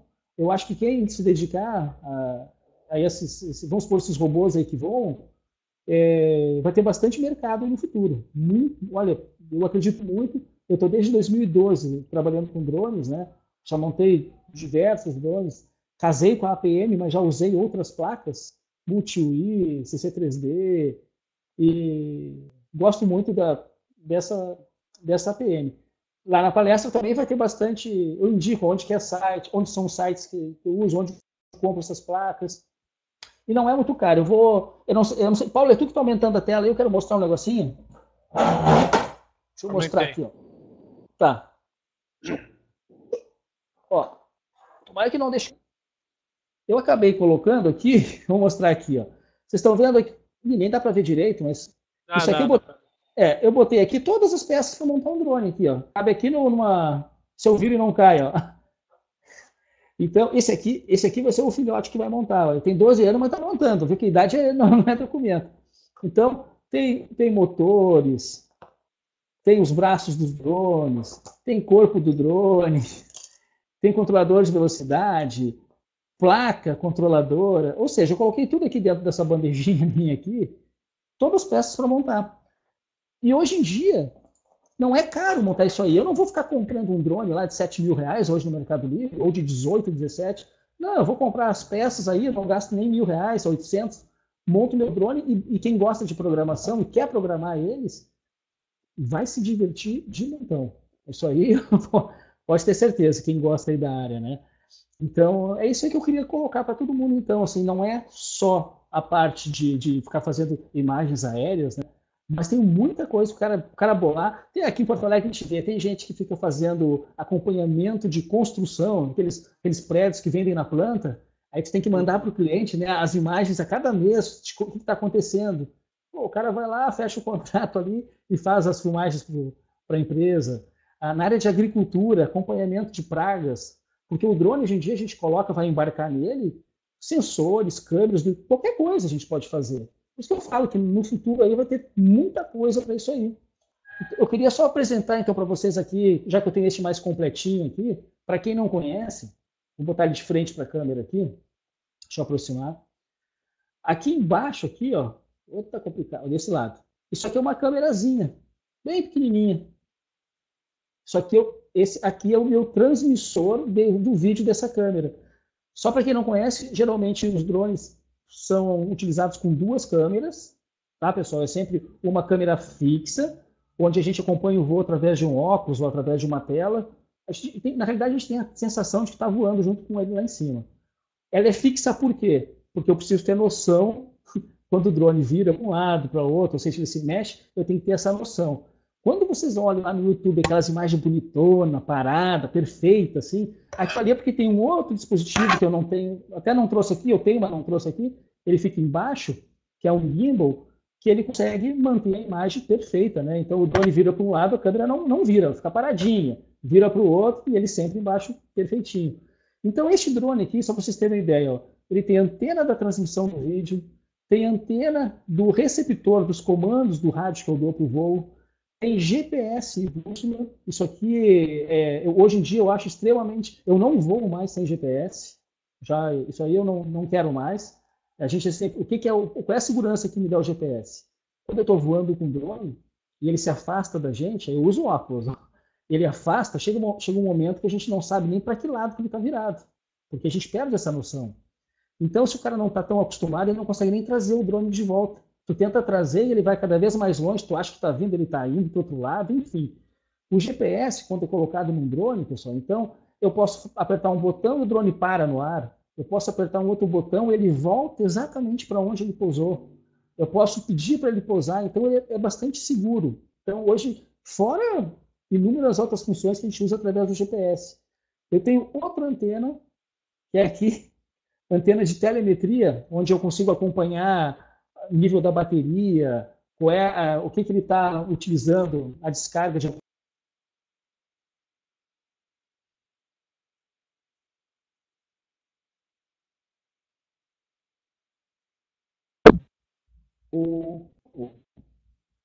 Voltei? Desculpa. Voltou, desculpa. Tá ok. Tá funcionando, né? Tá me ouvindo? Tá funcionando, pode continuar. Tá. Então era só para mostrar que existe basta view. São 4 antenas aqui, né? Se alguém está curioso assim, pô, mas quanto tu gastou nesse drone aqui, né? Esse drone aqui não cheguei a gastar R$ 1.100, R$ 1.200. Lembrando que isso aqui ele não é comprado as peças de sopetão assim, tudo junto. Não é assim. Na realidade, porque a gente fala assim, nunca tem dinheiro para ficar comprando tudo de uma vez só, né? Então a gente vai comprando por partes, as coisas vão chegando, a gente vai estudando e acaba montando ele. Mas que com hélice de fibra de carbono e tal. Então esse aqui, e essa bateria está aqui em cima, como está vendo, essa bateria grandona aqui, porque o drone ele precisa ter um centro de gravidade bem certinho no centro da placa controladora, que ela está aqui dentro. Não dá para ver nesse mundo de fio, mas ela está aqui dentro. Então eu tive que, o local da bateria que seria, deixa eu botar aqui, atrás do drone, aqui dentro, eu tive que botar em cima porque ela é muito grande, muito pesada. Esse drone deve estar pesando quase 2 quilos. Ou seja, ele é bastante pesado. A maioria dos drones que eu construo não chega a 1 quilo, 1,1 kg no máximo. Esse aqui está bem pesado. Mas a bateria é forte, então a gente acha assim, isso aqui não vai voar. Não, ele voa.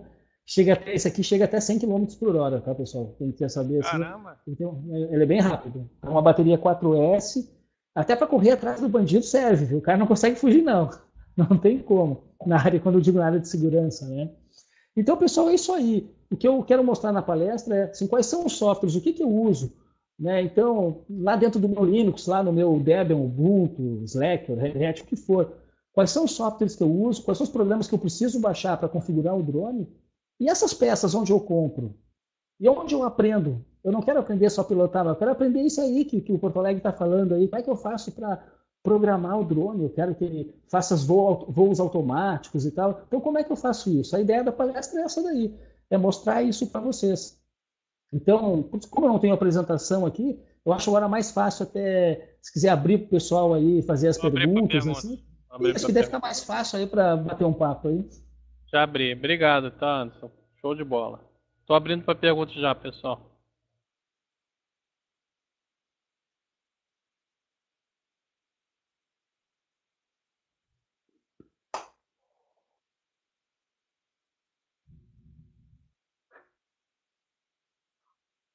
Como o drone se comporta na questão do vento? O Rodrigo está perguntando. Porra, isso aí foi a primeira coisa que eu fiquei com medo, né? O primeiro teste, existe um modo, pessoal, um modo de voo chamado Loiter, na APM, que a APM ela tem que ter GPS, então o drone ele trava numa altitude, uma latitude, uma longitude, e ele trava no ar. E eu fui fazer um voo no vento para testar isso daí. Porque lá no vento, pessoal, ele voa. Claro que não vai colocar o drone numa tempestade. Mas é óbvio que o vento vai. A gente está acostumado, a gente regula o drone num local sem vento. Então, quando a gente vai voar no vento, o vento joga o drone para o lado. Sem problema algum. Dá para voar com vento sim. Não tendo vento muito forte, o drone ele consegue segurar a onda direitinho. E funciona os modos de voo, mesmo no vento. A gente vê o drone brigando com o vento, mas funciona legal mesmo. Qual a autonomia desse... perguntando. Anderson, você já foi vítima de Drone Defender? Não.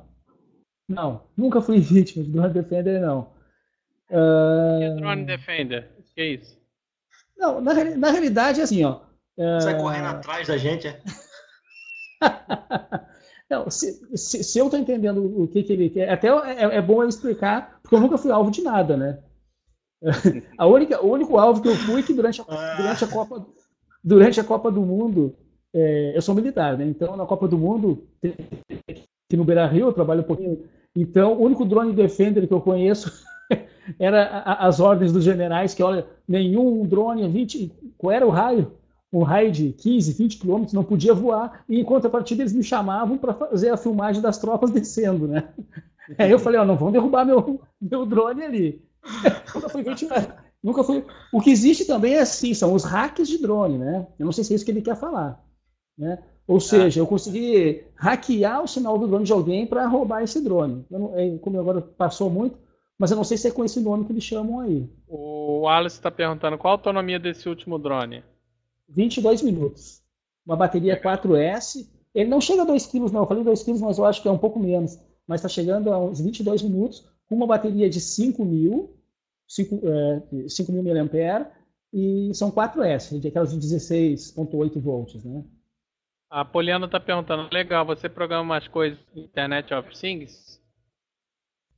Como é que é? Deixa eu só entender que... Você programa mais coisas da internet das coisas? Você programa mais coisas? Além de drones? É. Isso? Eu não estou entendendo. Ó, Isso. se além de drone está perguntando, hoje em dia eu só programo em script, tá?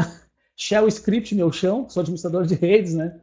Python, comercialmente eu não programo mais. Ou agora para os drones, claro, a gente faz de tudo um pouco, né? Eu já não considero mais programação fazer tem gente que acha que é programação, eu já não vou ficar no mérito, coisa que a gente brinca bastante lá, aqueles casaizinhos lá, HTML, CSS, PHP, MySQL ou PostGIS, coisas que eu faço todo dia. Mas a programação mesmo eu gosto muito de Shell Script, Python, Processing, que é a linguagem do Arduino, né, que a gente usa para o Arduino, e nos drones, somente Python para script. Pessoal, para drone já tem framework pronto, a gente não faz quase nada, a gente só faz chamada. Eu quero que o drone decole. Eu não estou criando nada, já pronto. Decole, colocando uma linha embaixo da outra, como se fosse um arquivo no Lot, um script, e ele vai executando já as funções, os métodos, né, na realidade, vamos falar assim, orientado a objeto. Então já tem tudo pronto hoje isso em dia, né? Então eu já nem considero programação quase, mas é assim que a gente trabalha. O Jonathan está perguntando, sou paranoico ou essa coisa de drones pode ser bem perigosa? É perigoso sim, tem bastante acidente. Por que é perigoso? Eu vejo vídeos na internet assim que eu tiro o chapéu, né? Os caras assim, o cara tem coragem, é porque o drone ele é uma arma, pessoal. Assim, essas hélices quando estão rodando aqui, imagina que essa bateria que eu tô é uma bateria de 5.000, né? Então, ele inicia com 16 volts e alguma coisa. E meu motor, ele gira, ele é um motor de 1000 kV, ele gira 1000 vezes a voltagem que eu tenho por minuto. É uma coisa assim, ó, é uma arma, na realidade, né?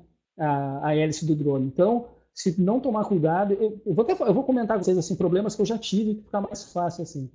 Eu já tive problema, existe uma coisa chamada fail-safe, pessoal. Fail-safe caso eu perder o sinal do rádio, perder o sinal do GPS, perder algum tipo de sinal, eu programo alguma coisa para não dar problema. Eu já tive casos de estar voando assim numa área tranquila, sem público, mas próximo de uma área residencial, de prédios, e era domingo, e eu estou indo com o drone em direção ao rio, no rio, faço a volta, estou voltando com o drone a uns 50 metros de altura, e o meu rádio falhou. E a placa que eu tinha não era uma APM, e não tinha nada programado. E aí o que eu faço? O drone foi passando por mim, eu ligava, desligava o rádio, apertava tudo que eu podia. Eu falei, meu Deus, é uma correria, já larguei tudo na mão de um dos desconhecidos e fui atrás, né? Pô, rapaz, ele passou em cima de uma avenida, eu tive que atravessar aquela avenida, cheio de carro, quase um minuto para atravessar, eu só escuto o barulho. Não! Eu falei, meu Deus, matou alguém, caiu em cima de não sei o quê. Eu ia olhar de longe, né? Se eu visse o problema que ia dar, eu já fugia, né? Aí, mas não foi, acontece, essas coisas acontecem, né? Aí eu sempre tive sorte, né? Bateu num prédio, daqui a pouco eu olho um guardinha com uma tampinha do minha antena na mão. E eu assim, cara, tu não viu um drone passando por aí? Eu não, achei que fosse uma janela que bateu com vento. Mas acontece, eu já passei por vários sufocos. Aí a gente brinca, né? Mas já pensou? Já pensou acertar esse bicho cair em cima de alguém? Olha, é quase 2 quilos, aí cai de 50 metros. E ele não vai, pessoal. O meu rádio chega a quase 2 km. Imagina se eu estou a 1 km de altura e ele que vem quase 2 quilos. É um perigo, assim. Então a gente tem que estar. Quando tu monta o drone, tem que ficar perfeitinho, pessoal, tá? Não dá para ser meia boca, não dá. Tá bom. O Cristiano está perguntando, existe diferença de performance na comunicação do drone e a linguagem de programação utilizada? Quais linguagens podemos programar o drone? Na realidade é o seguinte, os drones, vamos supor assim, ó, no caso da PM, tá? Vou responder pela APM, né? A APM a gente pode usar, quem utiliza o Arduino, pode usar a IDE do Arduino e utilizando a linguagem Processing. Pode ser utilizado C, mas eu não preciso de isso aí se eu quero entrar na comunidade para desenvolver a aplicação, para auxiliar a comunidade a desenvolver as aplicações que controlam essa placa. Agora, aí é C, processing, enfim. Agora, se eu quero somente programar isso que eu estou falando para vocês aí, de voos automáticos, ou eu vou agora fazer uma rotina para o meu drone dançar no céu. Ele vai voar, vai ficar dando uns loop para um lado, uns loop para o outro, enfim. Não precisa. Aí é Python, tá? Aí, só que as propriedades já existem, estão tudo pronto, é só ali embaixo do outro, só mandar executar, muito fácil. O Zé Alexandre está falando que é aquela arma que derruba os drones, o Drone Defender. E também tem com ondas de rádio, ondas de rádio. Não, aqui não. Esse negócio de ondas de rádio, onde eu trabalho tem várias antenas de rádio de bastante potência, e eu vou tranquilo ali. Vocês viram que eu vou com 4 antenas diferentes, antena de 2.4 GB, de 430 MHz, mais uma, a do vídeo, que eu não sei qual é a frequência ali, mas enfim. E vou próximo de antenas de celular, aquelas torres de celular, não tem problema nenhum, assim, eu nunca tive problema desse tipo aí. A Portela, o Caetano está falando, a Portela usou 400 drones no último desfile e nem deu nada. Então foram bons, os caras foram competentes. Na realidade, é aquilo que eu falo, se fizer alguma coisa assim com carinho ali, com paciência, sem fazer tipo nas coxas, né, como a gente diz, aí dá para confiar, é bem confiável. O equipamento é difícil, não é assim fácil de queimar para cair. Um drone nunca caiu assim por ele, né? Eu tive problema no rádio, mas nele, assim, dizer que falhou o motor, não, eu também nunca tive, assim, foi tranquilo. Rodrigo, qual o tempo médio para aprender a pilotar um drone? Qual o maior perigo que você vê para o iniciante como eu que nunca chegou perto de um? Primeiro eu aconselho, não foi o que eu fiz. O primeiro drone que eu voei foi o que eu montei mesmo, né? Eu montei um drone e já saí voando ali. Mas eu aconselho, então, comprar aqueles pequenininhos que eu mostrei para treinar bem, porque é idêntico, o voo é idêntico, pessoal, tá? Então, é claro que tem voos manuais, estabilizados, enfim, não é o caso aqui, mas eu aconselho aprender nesses aqui. Tá. O tempo de aprendizado. Pode falar. Não, eu dizer que o tempo de aprendizado, isso aí não tem, assim, vai da vontade. A gente nota que a gente pensa que sabe voar, e conforme vai passando o tempo, a gente vê que cada vez a gente vai melhorando, né? Então, a maior dificuldade para o iniciante é voar com drone. A gente sempre coloca o drone virado de costas para a gente, né, quando vai aprender, se afasta dele e voa com ele sempre de costas para a gente, quando a gente está aprendendo. Por quê? Porque se ele virar de lado ou de frente, os comandos invertem, né? E quem não está acostumado, quem não é aeromodelista, que já está acostumado com esses voos vai e vem, se perde sem querer, pode jogar o drone para um lado, se assusta, ele é muito rápido, né? Se assusta, aí dá problema. O José Alexandre está perguntando se vai ter esse link aí do evento. Se eu não entendi, a palestra vai estar no YouTube, né? Se foi isso que você perguntou. O Caetano está falando que acha o drone muito seguro. O Lucilânio está falando assim, em que linguagem? Acho que você já respondeu, né? Python e Processing também, processing, né? Isso. O Thiago falou uma rajada de campo eletromagnético. Você, de repente, se você já enfrentou. Isso aí, eu já vi isso aí, mas nunca tive esse tipo de problema, não. O que tem, assim, também a gente depende do GPS, pessoal. Existe uma dependência grande do uso do GPS, aquela antena que eu mostrei. Mas quando a gente vai voar, a gente tem que esperar ele fixar os satélites, tem que ter eu preciso de uma informação numérica ali e tal. Se a pessoa está muito afobada e sai antes disso, tem perigo. Se não, não. O Cristiano falou que você já viu alguém tentando montar um drone com energia solar. Foi aquela pergunta do início, eu acho também, já perguntar. Não, já vi gente porque energia solar, no meu entender ali, seria no caso só para ir recarregando as baterias. Se depender só dela, ela não tem uma taxa, não vai conseguir uma taxa de descarga tão alta. O Facebook estava fazendo, o Caetano até botou essa notícia aqui. O Jonathan estava pensando num ataque direcionado carregando carga de C4. Que isso, Jonathan?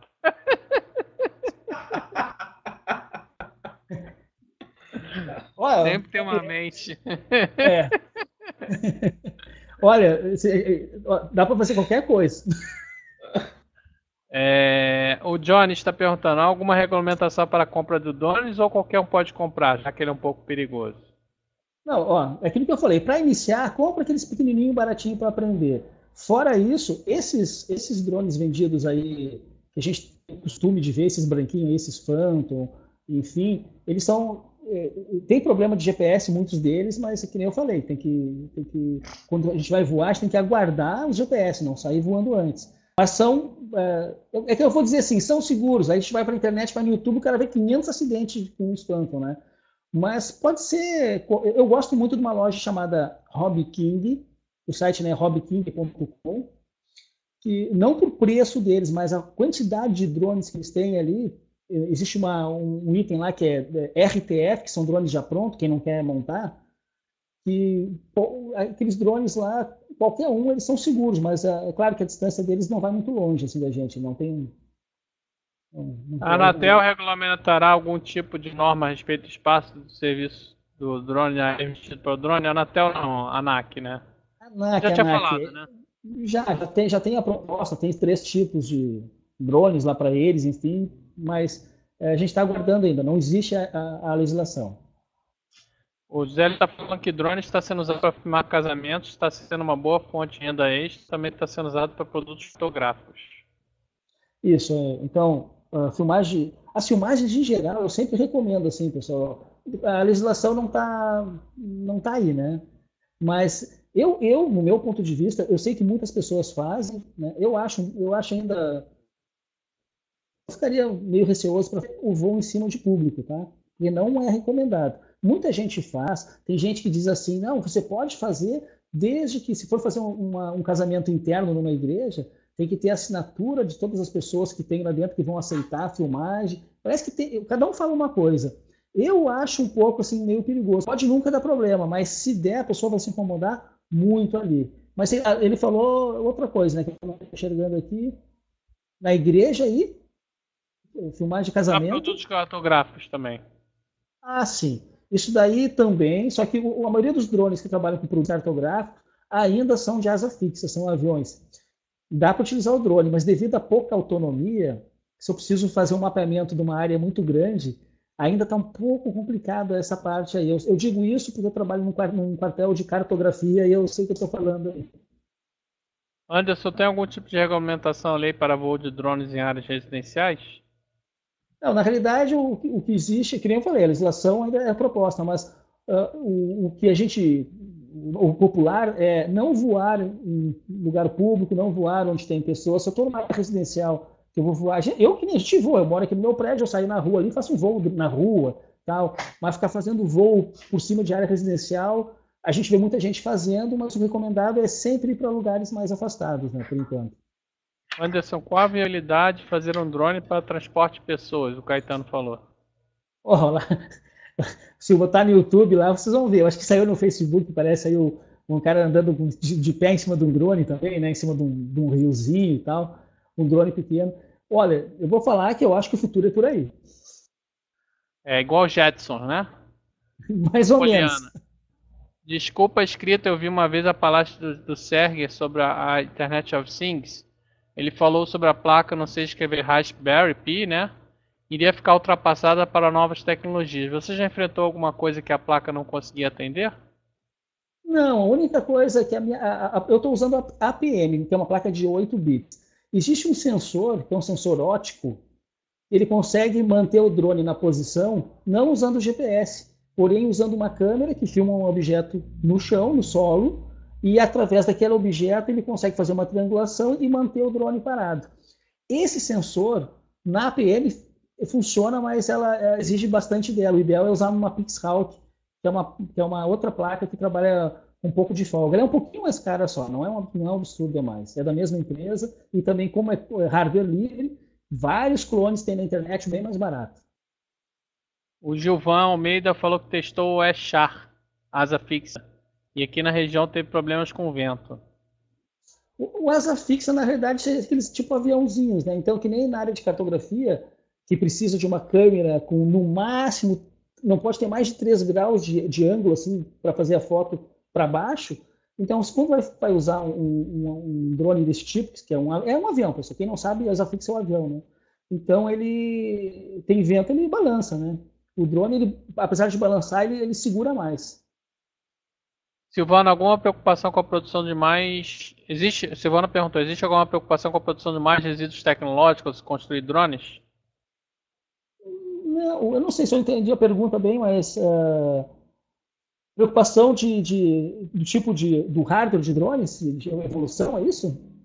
Não, acho que mais lixo, né, gente? Mas isso aí, lixo tem em qualquer lugar, né? Lixo tecnológico, né? Lixo tecnológico seria as baterias, né? As baterias são as baterias de lipo, elas são bastante perigosas. Deixa eu mostrar aqui, ó.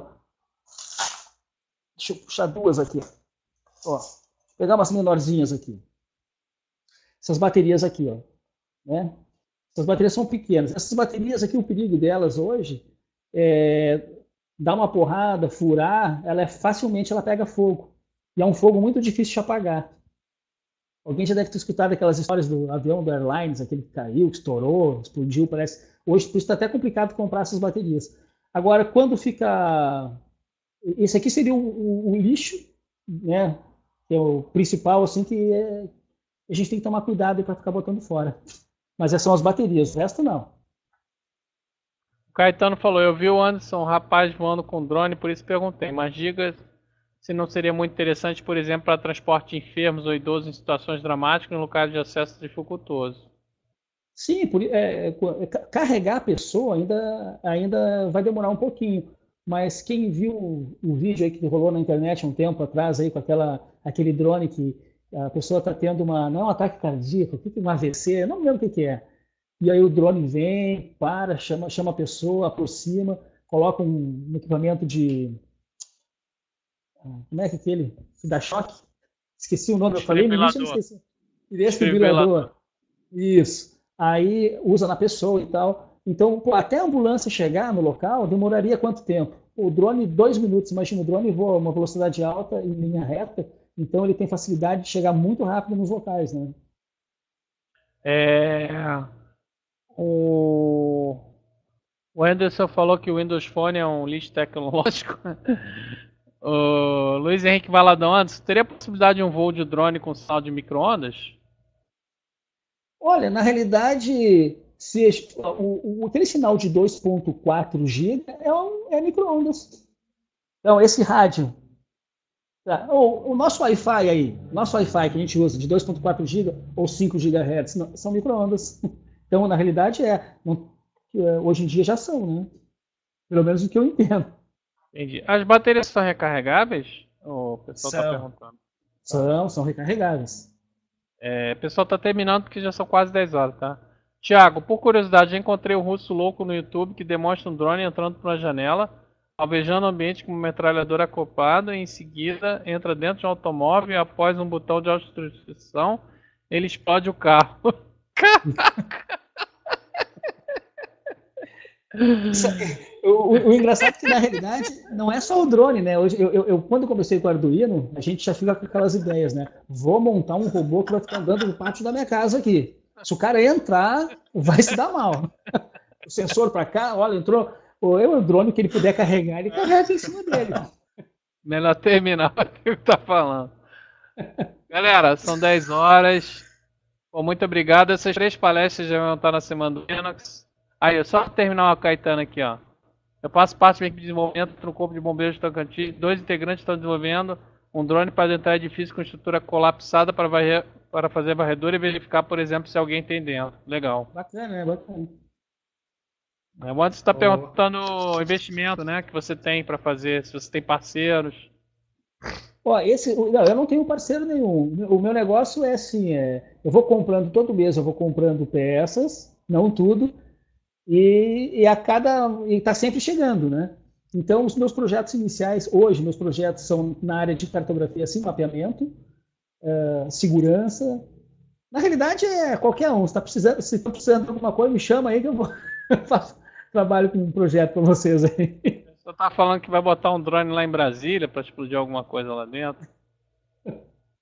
A Poliana está falando a questão de que, Nossa, por causa de abortos ilegais e meios médicos, os drones levavam os remédios. Bacana. Ô Anderson, deixa só o seu e-mail aí no chat, né?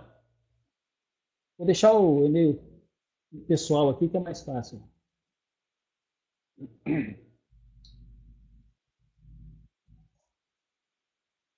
Beleza. Pessoal, muito obrigado pela participação. Semana que vem, provavelmente o webinar vai ser na quarta-feira, tá? Porque quinta-feira eu vou estar num evento em Florianópolis. Então provavelmente vai ser quarta-feira, mas eu vou mandar e-mail e tal. E quem gostou aí, compartilha com o pessoal, chama pro próximo, vão ter sempre temas interessantes aí. Espero que seja do agrado de todo mundo. Quero agradecer o Anderson, quero agradecer o Elton e o Ederson aí pelo apoio aí. Tá bom, gente? A gente se vê pela próxima Boa noite semana. a todos. Boa noite a todos. Isso, Boa quinta noite. do poker. Ok, boa noite, pessoal. E, Paulo, parabéns pelo teu time ontem. Valeu, um abração, gente. Até mais. É. Tchau, boa noite, hein? Até mais. Boa noite. Tchau.